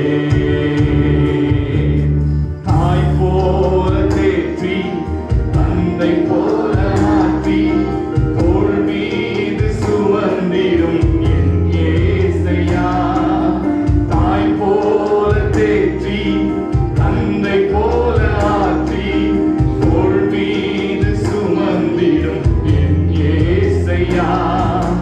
உம்மை போல புரிந்து கொள்ள யாரும் இல்லையே, உம்மை போல அரவணைக்க யாரும் இல்லையே, உம்மை போல புரிந்து கொள்ள யாரும் இல்லையே, உம்மை போல அரவணைக்க யாரும் இல்லையே. நீ போதும் என் வாழ்விலே ஏசையா, நீ போதும் என் வாழ்விலே. பலவீன நேரம் என் கிருபை உனக்கு போதும், பலவீனத்தில் பலன் தருவேன் என்றீர். பலவீன நேரம் என் கிருபை உனக்கு போதும், பலவீனத்தில் என் பலன் தருவேன் என்றீர். நிழல் போல என் வாழ்வில் வருபவரே, விலகாமல் துணை நின்று காப்பவரே. நிழல் போல இதுவரைக்கும் நிழல் போல நடத்தி வந்த ஆண்டவர் இனிமேல் நடத்துவார் என்ற நம்பிக்கையோடு என்னை கரம் பிடித்தவர் இனியும் நடத்தி கொடுப்பார் என்ற நம்பிக்கையோடு மீண்டும் சொல்லுமா. நிழல் போல என் வாழ்வில் வருபவரே, விலகாமல் துணை நின்று காப்பவரே. நீ போதும் என் வாழ்விலே ஏசையா,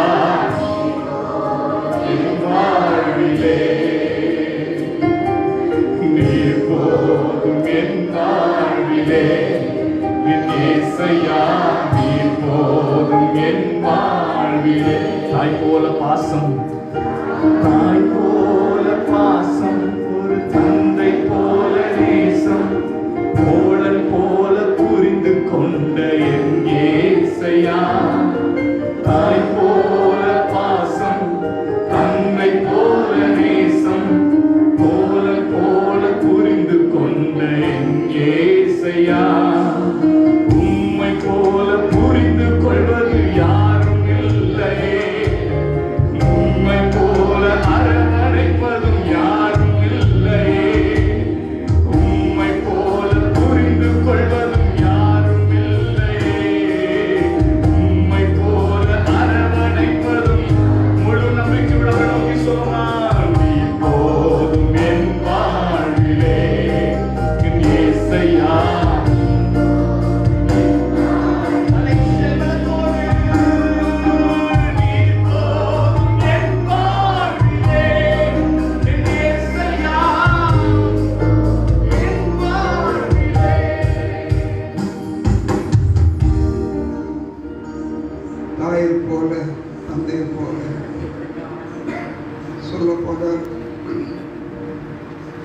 உலக தகப்பனையும் தந்தையும் தாயையும் விட மேலான அன்பு பாராட்டுகிற ஒரு நல்ல தகப்பன், மாறாத தகப்பன், அளவில்லாமல் நேசிக்கிற அன்பு தகப்பன், நம்ம எப்போது விசாரித்து நடத்துகிற அன்பு தகப்பன் நமக்கு இருக்கிறார்.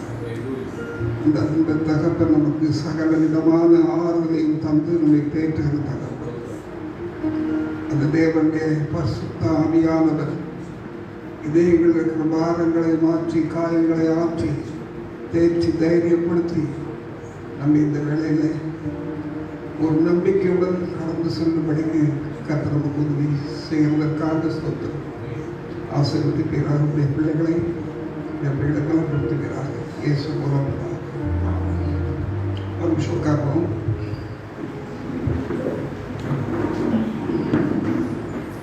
நல்ல வார்த்தைகளை கேட்டோம்.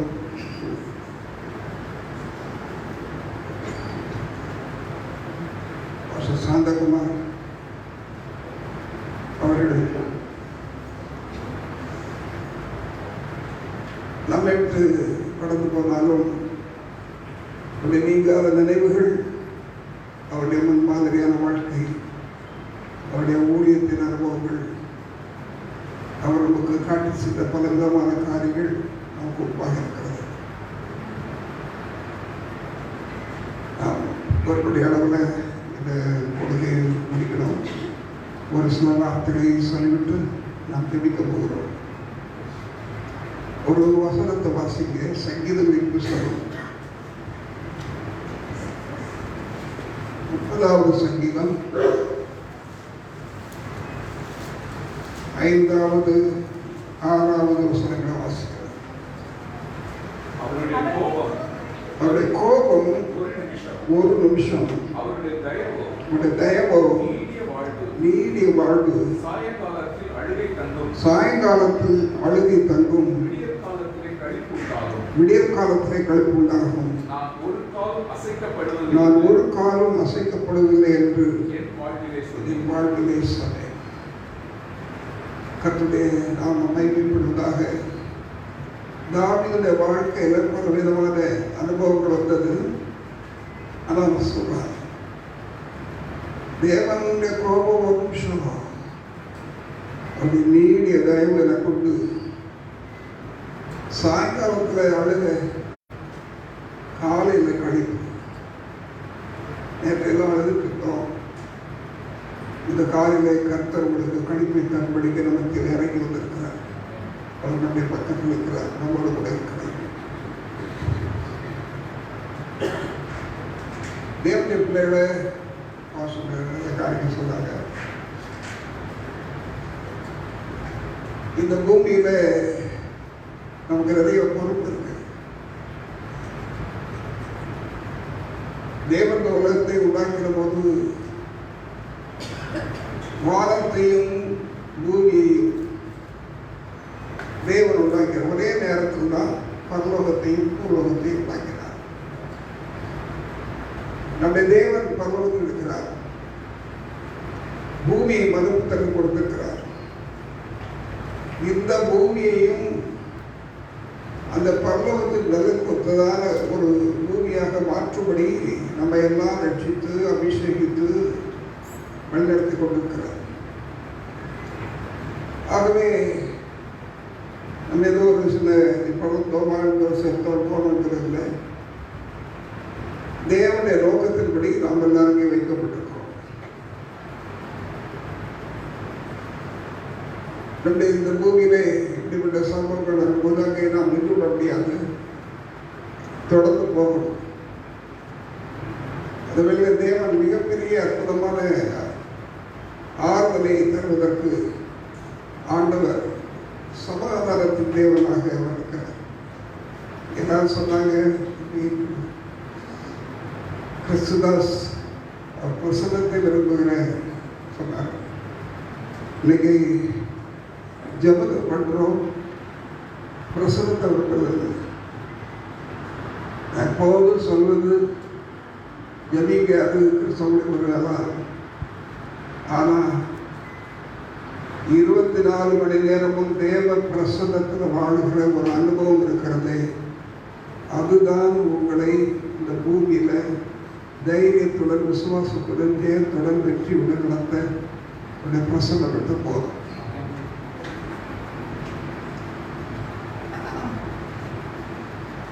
இந்த மாதிரி நேரங்களில் நேரத்தில் நிறைய ஆதாரங்கள் இருக்கு. தாவீதை குறித்து படிக்கிறோம். அப்பதான் ராஜாவா இருக்கான். அவனுக்கு ஒரு பிள்ளை பிறந்திருக்கு. அந்த பிள்ளைக்கு சோகலை. தாவீதுன்னா பிரியமானவன், தேவனுக்கு பிரியமானவன் அர்த்தம். அவன் அவனோட கேட்ட எல்லாம் கிடைக்கும். ஆனால் இந்த பிள்ளை நோய்வாய்ப்பட்டு கேவலமாக இருக்கும்போது ஆண்டவர் நோக்கி ரெட்டு உடுத்தி சாம்பலில் கிடந்து உபவாசித்து அழுது அந்த பிள்ளைக்கு ஜீவனுக்காக மாட்டாடினான். அவன் ஏதாவது கொண்டு சாப்பாடு ஏதாவது கொண்டு போனால் கொண்டு போகிறவரோட சொல்லி தடுத்து முடியும். பிள்ளை பறிச்சு போச்சு. அவன் வேலைக்கெல்லாம் சுற்றி பார்த்து நிற்கிறாங்க. ஐயோ, பிள்ளை செத்து போச்சு. இப்போ அவர் எப்படி அவரிடம் போய் சொல்ல முடியும்? இந்த பிள்ளைக்காக அவர் உபவாசத்தை அழுது ஜோமிட்டு எடுக்கிறாரு. அவர் நேசிக்கிற ஆண்டவர் அந்த பிள்ளைக்கு உயிர் கொடுக்கல. இப்போ நம்ம போய் அவர்கிட்ட பேச முடியாத சொல்லி வச்சு கொடுக்கும்போது சுற்றி நிற்கிற வேலைக்காரன் பேசுவதை புரிந்து கொண்ட தாவீது இளம்பி பிள்ளை மறித்து விட்டதை கேட்டான். ஆமான்னு சொன்னாங்க. உடனே இரட்டை கலந்து விட்டு உபவாசத்தை விட்டு ஸ்நானம் பண்ணிட்டு தேவனுடைய சமூகத்தில் போய் ஜெபித்து விட்டு சாப்பாடு கொடுக்கணும்னு சொல்லி சாப்பிட்டு காட்சி செய்யலாம். எல்லாருக்கும் வளர்க்குறது. என்னோட பிள்ளை உயிரோடு இருக்கும்போது சாப்பிட மாட்டேன்னா பிள்ளை செத்து வச்சு போய் சாப்பிடுங்கிறாங்க. அப்போ சொன்ன பிள்ளை உயிரோடு இருக்கும்போது ஒரு வேளையை கர்த்தர் அவனுக்கு சோகத்தை தருவான்னு சொல்லி ஜெபித்தது உண்மை. ஆனாலும் இப்பொழுது இறந்திருக்கிறது. இனி நான் அவரிடத்தில் போவதே அல்லாமல் அவன் என்னிடத்தில் வருவான் என்று சொல்லி ஒரு பரலோக நம்பிக்கையை சொல்லிவிட்டு தொடர்ந்து காரியங்களை செய்ய ஆரம்பித்தார். கர்த்தர் அவனுடைய வாழ்க்கையில அவன் எதிர்பார்க்காத மிகப்பெரிய ஆசீர்வாதங்களை எல்லாம் தொடர்ந்து செய்ய ஆரம்பித்தார். அந்த தேவன் நம்முடைய தேவன். அந்த தேவனுக்கு இருக்கார். அவர் நமக்கு அப்படியே செய்ய வல்லவராக இருக்கிறார். ஆகவே தாவீது ஸ்நானம் பண்ணான், தேவாலயத்துக்கு போனான்.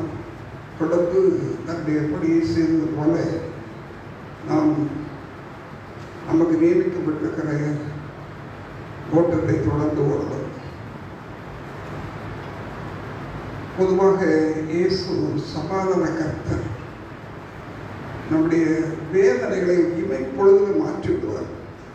எனக்கெல்லாம் அந்த அனுபவம் இருக்கிறது. நான் எனக்கு இப்போது 84 வயசாகிறது. 39 வயதில் என் மனைவி 36 வயசு. என் மனைவி மறித்த போது மறிக்கிறது முன்னதாக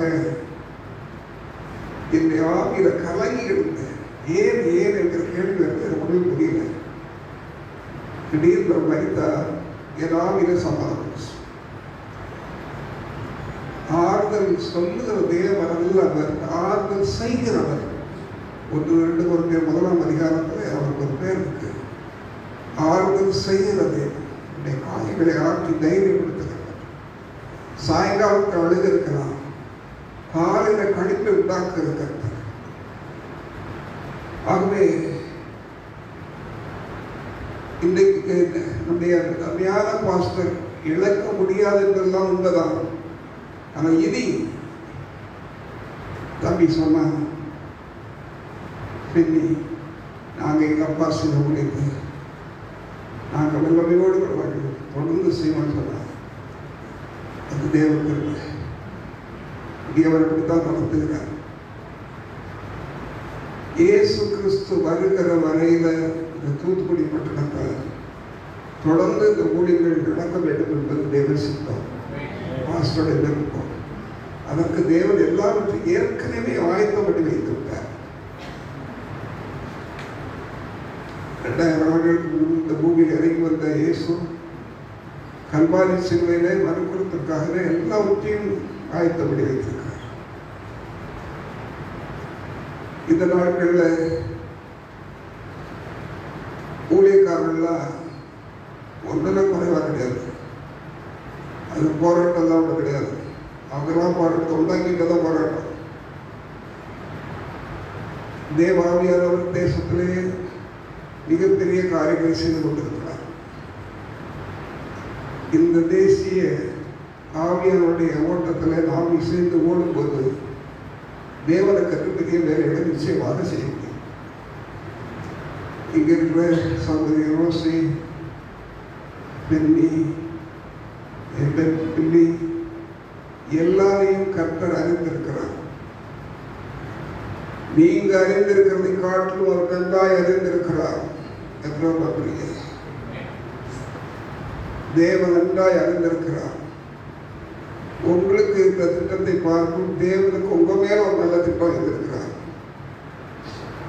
அந்த திட்டத்தை அவர் நிறைவேற்ற அவர் துடித்துக் கொண்டிருக்கிறார். செயல்படுத்த போறார். இந்த பிள்ளைகளை பின்னி எல்லாம் தாயின் வயிற்றில் கர்வாய் இருக்கும் முன்னே தேவன் கண்டு அவளை குறித்த மிகப்பெரிய திட்டத்தை வைத்திருக்கிறார். எத்தனை நம்புறீங்க? தம்பி மரணம் கீழ்போட வாசிக்கு மரணங்கிற வரும்போதெல்லாம் இப்போது இந்த ஆவிக்குரிய ஊழியத்தில் அவங்களை தகப்பனார் அவங்களுக்கு கீழ்போர்டு வாங்கி கொடுத்து 2 மைக் சிஸ்டம் வாங்கி கொடுத்து என்னெல்லாம் செய்யணுமோ கொடுத்து அதில் பிழைக்கு கொண்டு வந்தார். இன்னைக்கு அப்பாவை அழைத்த அதே ஆண்டவர் இந்த பிள்ளைகளை அழைத்திருக்கிறார். மனுஷன் பார்க்கிற ஒரு பிரகாரமாய் நாம் பார்க்கிறது இல்லைங்கிறார். 1 சாமுவேல் 17ஆம் அதிகாரத்தில்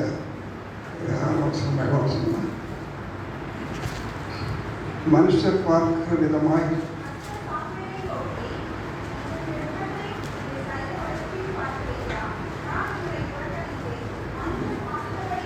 மனுஷர் பார்க்கிறபடி நான் பாரேன். போதும்.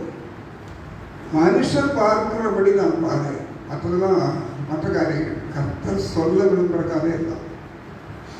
தாவீது தூக்கி எறியப்பட்ட காரியம் உங்களுக்கு தெரிஞ்சிருக்கும். ஈசாய் பெத்லகேமில் ஒரு மூப்பனாக இருந்தபோது அவனுக்கு ஒரு பிரச்சனை வந்துச்சு. ஏன்னா அவன் மனைவி அவனுடைய பாட்டி ரூத்தின் வம்சத்தில் இருக்கிற மோவாபியர்கள். ஆகையினால நீ ஒரு இஸ்ரவேலுக்கு மூப்பனா இருக்க முடியாது என்று சொல்லி ஒரு பாரம்பரிய சட்டம் சொல்லிவிட்டாங்க. நீ இருக்கணும்னு ஆசைப்பட்டீங்கன்னா இந்த மனைவியை தள்ளிட்டு வந்தா உங்க சேர்த்து விட்டாங்க. ஆகவே அவன் சொன்னா எங்க வீட்டில் ஒரு யூத பெண்மணி வேலை செய்துட்டு இருக்கான், நான் இவளை மறுமணம் செய்து விடுகிறேன், இவளை நீக்கி விடுகிறேன்னு சொல்லிவிட்டான். சொல்லி அந்த யூத பெண்மணியை நான் 2வது மனைவியாக சேர்த்து விட போகிறேன்னு சொன்னான். அவன் போய் சொன்னா தோன்றுவான் ஆசிரியத்தில், அம்மா உங்களை நீக்கிட்டு என்ன விவாகம் பண்றார் நம்ம இதமான்னு சொன்னாங்க. சரி கவலைப்படாதுன்னு சொல்லிட்டு ராத்திரி கல்யாண நேரம் வேலைக்காரியே மணப்பெண் வரிசையில் உட்கார வைக்கணும். ஆனால்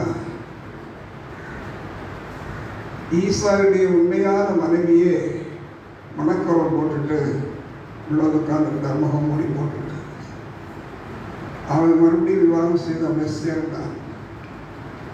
சேர்ந்தபோது அப்போது அவள் வயிற்றில் உதாரணம் தாவிது.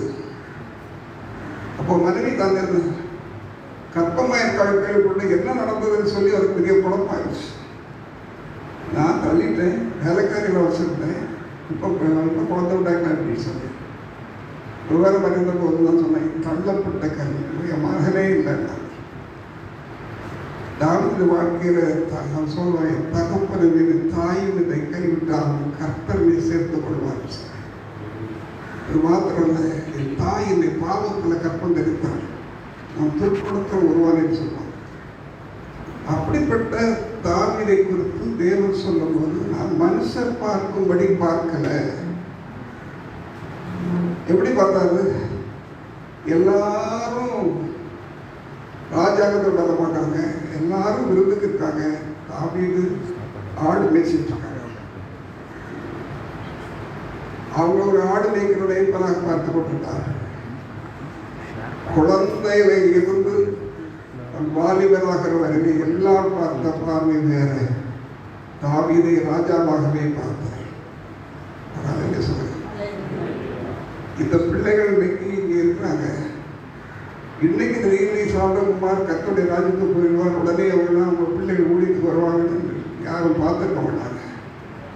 ஆனால் தாயின் வயிற்றில் கருவாய் உருவாகும் முன்பே கண்ட தெய்வம்.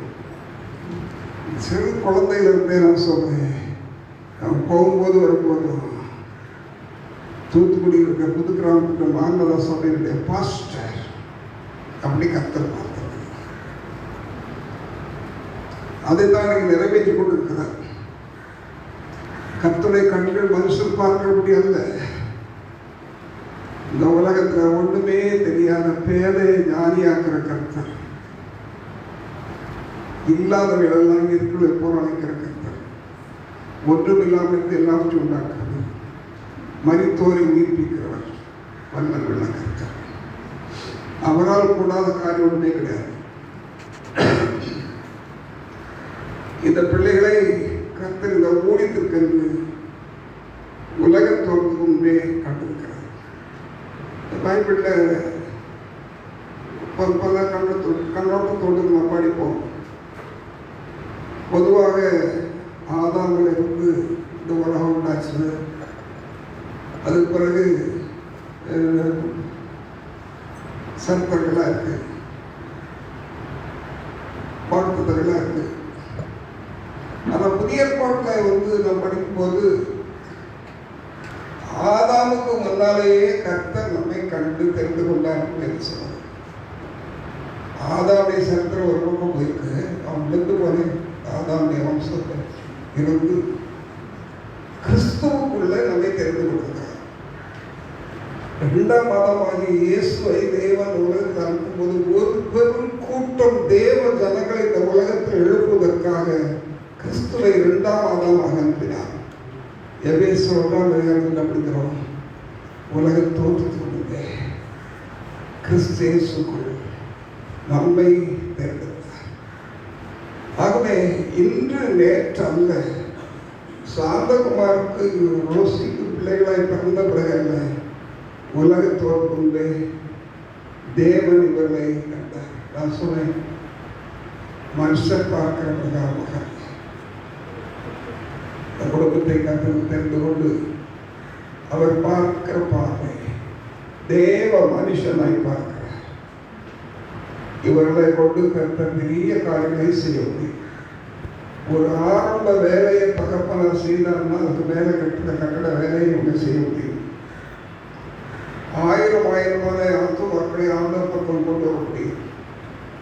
தேவனுடைய பலத்த சத்தத்தில் வல்லமையினாலே ஒரு ஜீவனுள்ள ஒரு ஊழியத்தை விசுவாசனை திறந்த மருத்துவரை உயிரோடு யாரையை குணமாக்க ஆத்துமாக்களை ரட்சிக்க ஆவியில நிரப்ப ஆண்டவருடைய சத்தியத்தை சொல்ல ஆண்டவருடைய ஆவியானவருடைய அசைவாடுகளை தேசத்திலே கொண்டு வர முடியாம ஒரு வல்லமையான ஊழியக்காரர்களுடைய அபிஷேகத்தை கர்த்தர் வைத்திருக்கிறார். இப்போ அது தெரியாம இருக்கலாம், விளங்காம இருக்கலாம், இந்த பிள்ளைகளுக்கும் அது தெரியாம இருக்கலாம். ஆனால் கர்த்தர் நிச்சயமாக அவருடைய எதிர்கால வாழ்க்கையில தேவன் என்ன செய்ய திட்டமிட்டிருக்கிறாரோ அது நிறைவேறும் என்று நம்பிக்கை. நல்லாதான் கைவிட சொல்லுகிறேன். தேவன் செய்ய நினைக்கிறது தடைபடாது. நம்ம மனுஷன் பார்க்கிறபடி பார்க்கிற தேவன் அல்ல. பாறைன்னு சொல்லிட்டாரு, அவர் வேற மாதிரி பார்க்கிறார். தாவீதை தள்ளப்பட்ட கல்ல பார்த்தாங்க, ஆனால் கர்த்தர் இஸ்ரவேல் ராஜாவாக பார்த்தார். ஆகிய இங்கே ஏதோ ஒரு சாந்தகுமாருடைய பையங்க, அவருடைய மனைவி இங்கே இருக்காங்க, அவர் எல்லாம் போயிட்டாரு. இல்லை, கர்த்தர் கூட இருக்கிறார். கர்த்தர் கூட இருக்கிறார். ஆசிரியமாக இல்லை 11 நான் உன்னை விட்டு விலகுவதில்லை, கைவிடுவதில்லை என்று சொல்லியிருக்கிறாரே. ஆகையால் தைரியம் கொண்டு கர்த்தர் எனக்கு சகாயர், நான் பயப்படையேன். மனுஷன் எனக்கு என்ன செய்வான் என்று சொல்லலாமே. சொல்லணும் ஆயிரம் சொல்ல.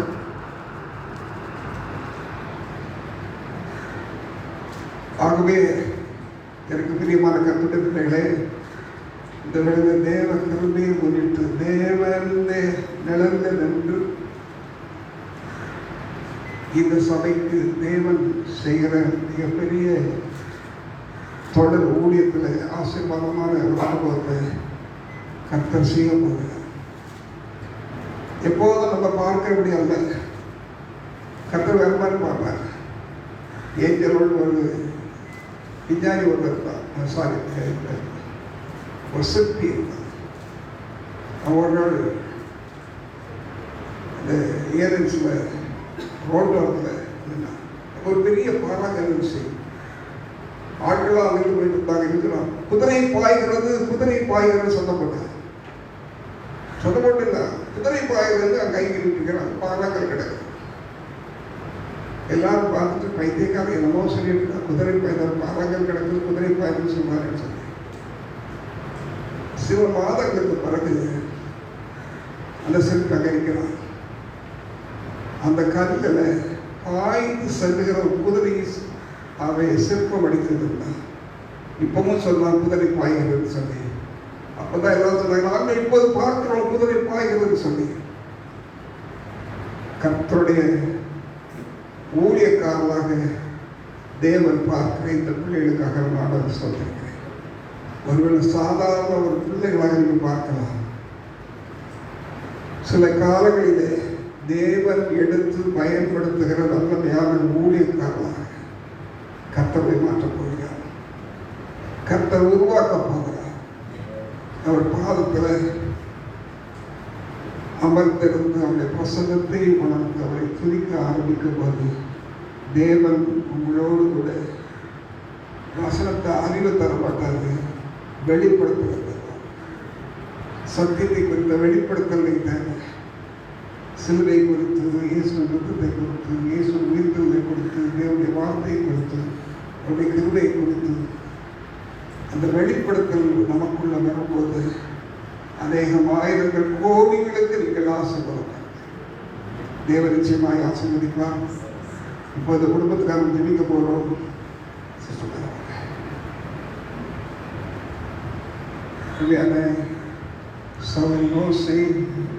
சாந்தகுமார் அவர்கள் இந்த சபைக்கு தாயாக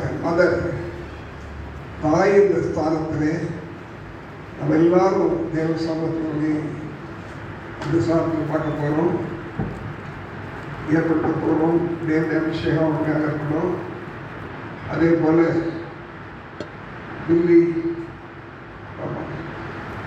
இந்த சபையுடைய போதகராக ஊழியக்காரராக இன்றிலிருந்து இந்த நிமிஷத்திலிருந்து அவர் செயல்படுவார். இவருக்கு அசோசியேட் பாஸ்டராக உதவி செய்வார். இந்த குடும்பங்கள் எல்லாம் இவர்கள் மேலே இவர்களை கொண்டு தேசம் ஆசீர்வதிக்கப்பட போகிறது. நேற்று கூட சொன்னேன், சின்னவன் 1000 சிறிவன் மதத்தது அதிகமாவான், ஏற்ற காலத்தில் தீவிரமாக நடப்பேன் சொன்ன கர்த்தர் இந்த பிள்ளைகள் மேலே தேவன் விசேஷித்த அபிஷேகம், ஆசீர்வாதம், ஆனந்த் வல்லமை நிறைவாய் உன்னைவாசம் போகிறது. ஆகவே நம்ம எல்லாம் நினைக்க போகிறோம். அப்படி பாக்கியமான சேவையிலே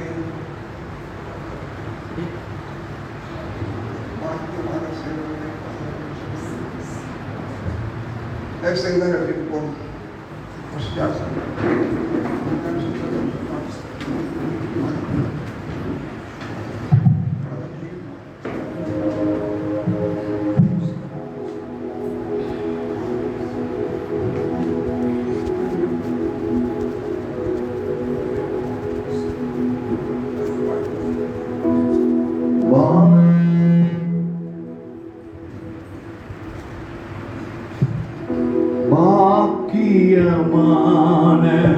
சேவையிலே ஆதம் மகிழ்ந்தே செய்திடுவே பாக்கியமான சேவையிலே ஆதம் மகிழ்ந்தே செய்திடுவே ஆயுள் முடியும் வரை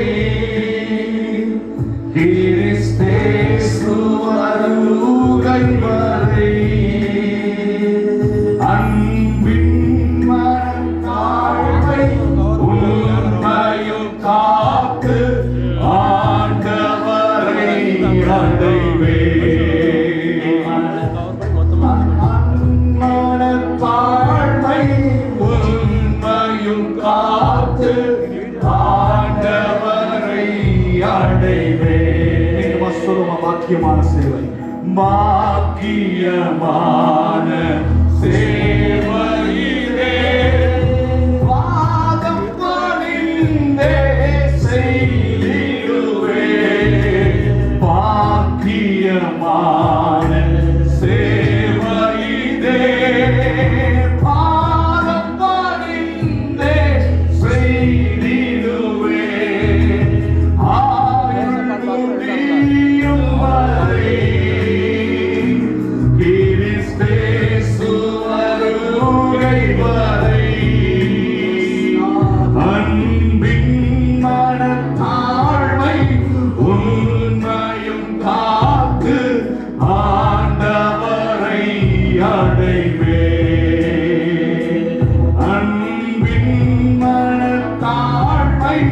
உண்மையும் காத்து ஆண்டவரை அடைவே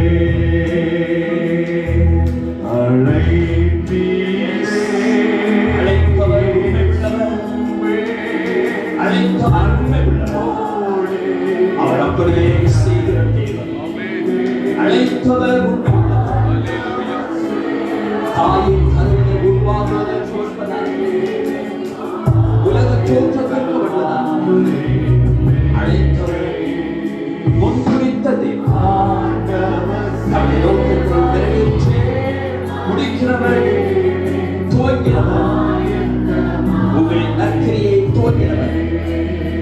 அதை இயேசு கிறிஸ்துவின் நாள் பரியந்தம் முடிய நடத்தி வருவார் என்று நம்பி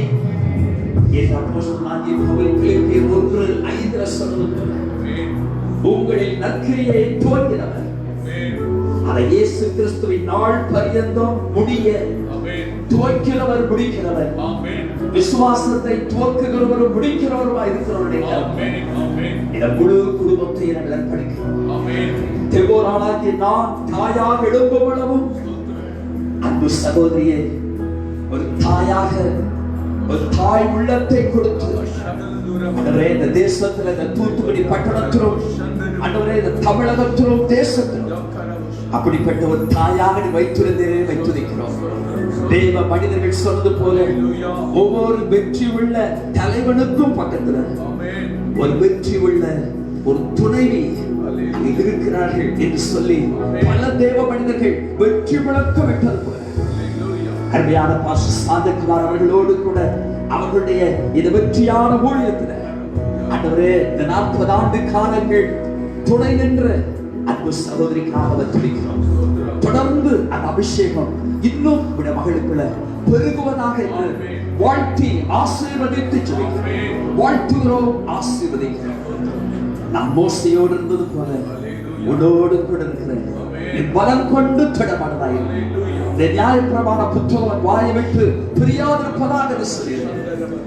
அப்போஸ்தலனாகிய பவுல் 2 தீமோத்தேயுவுக்கு சொல்லுங்கள், உண்மையுள்ள மனுஷரிடத்தில் ஒப்புவி என்று சொன்ன வார்த்தை என்னை சொல்லுங்கள். திறமை உள்ளவர்களிடத்தில் ஒப்புவி என்றல்ல, மற்றவர்களுக்கு போதிக்கத்தக்க உண்மையுள்ள மனுஷரிடத்தில் ஒப்புவி என்று சொல்லப்பட்டிருக்கிறது. அடுத்த தலைமுறையினரை உருவாக்குவதற்காக அப்போஸ்தலனாகிய பவுல் தன்னுடைய ஓட்டத்தை முடிக்கிற அந்த நிலையில 4ஆம் அதிகாரத்தில் மற்றவர்களுக்கு போதிக்கத்தக்க திறமை உள்ளவர்கள் அல்ல, படித்தவர்கள் என்றல்ல, சொல்லப்பட்டிருக்கிறது.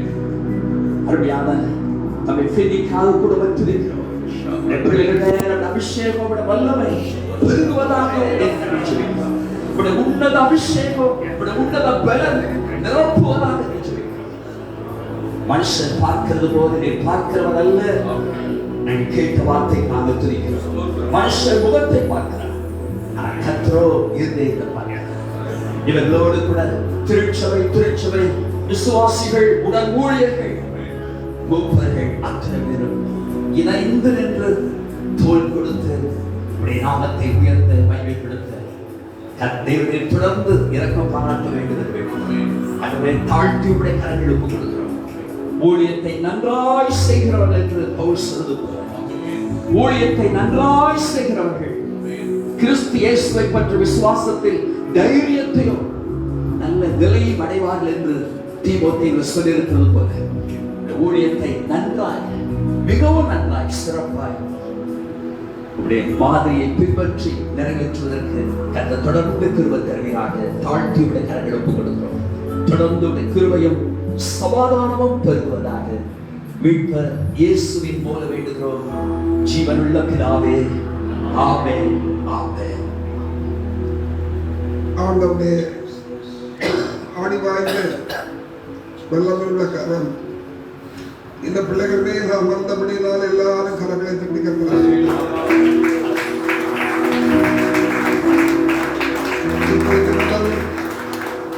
தேவனுடைய பிரசன்னமும் வல்லமையும் ஆளுகையும் இவரை வழிநடத்தும்படி கர்த்தரை சோதனைப்படுவோம். அவர் ஒருபோதும் கைவிடார், ஒருபோதும் விலகிடார். நல்ல தேவன் இந்த பிள்ளைகளை மறுகாலங்களில் புதிய வாசல்களை, புதிய வழிகளை, புதிய காரியங்களை இந்த பிள்ளைகளுக்கு கற்ற காலங்களிலே வெளிப்படுத்தி காண்பித்து செயல்படுத்தி அவளை ஆசிரியர் மறுபடியும் நல்ல கரங்களை தட்டி கற்று சொல்லுவோம். பிதாவே, அருமை நேசரே, நன்மையான பிள்ளைகளை இந்த மைமையான ஊழியத்தை செய்யும்படி நீர் சித்தம் கொண்டு தெரிந்து கொண்டபடினால ஸ்தோத்திரம் சொல்லுகிறோம். இவர்களை முன்குறித்தீரோ, அவளை அழைத்திருக்கிறேன். இவனை அழைத்தீரோ, அவளை மகிமைப்படுத்தியிருக்கிறார்.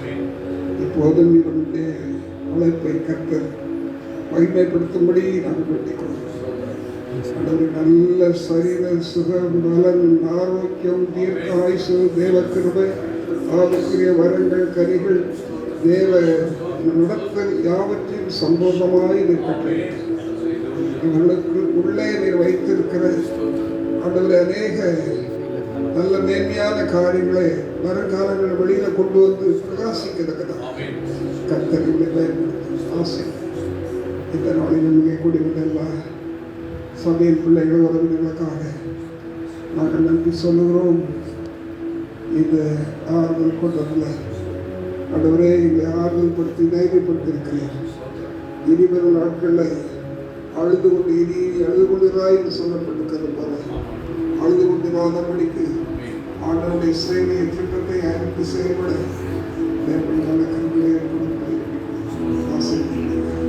இயேசுவின் நாமத்தினாலே நான் சேவை சொல்வோம். எல்லாத்துமாவே கர்த்தரை ஸ்தோத்திரி.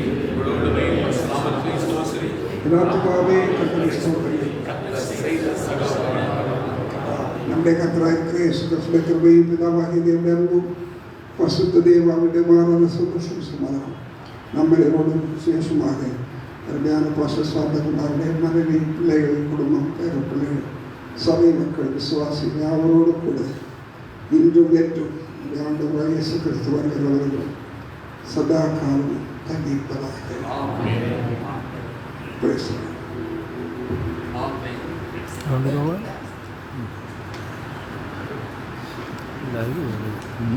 Live.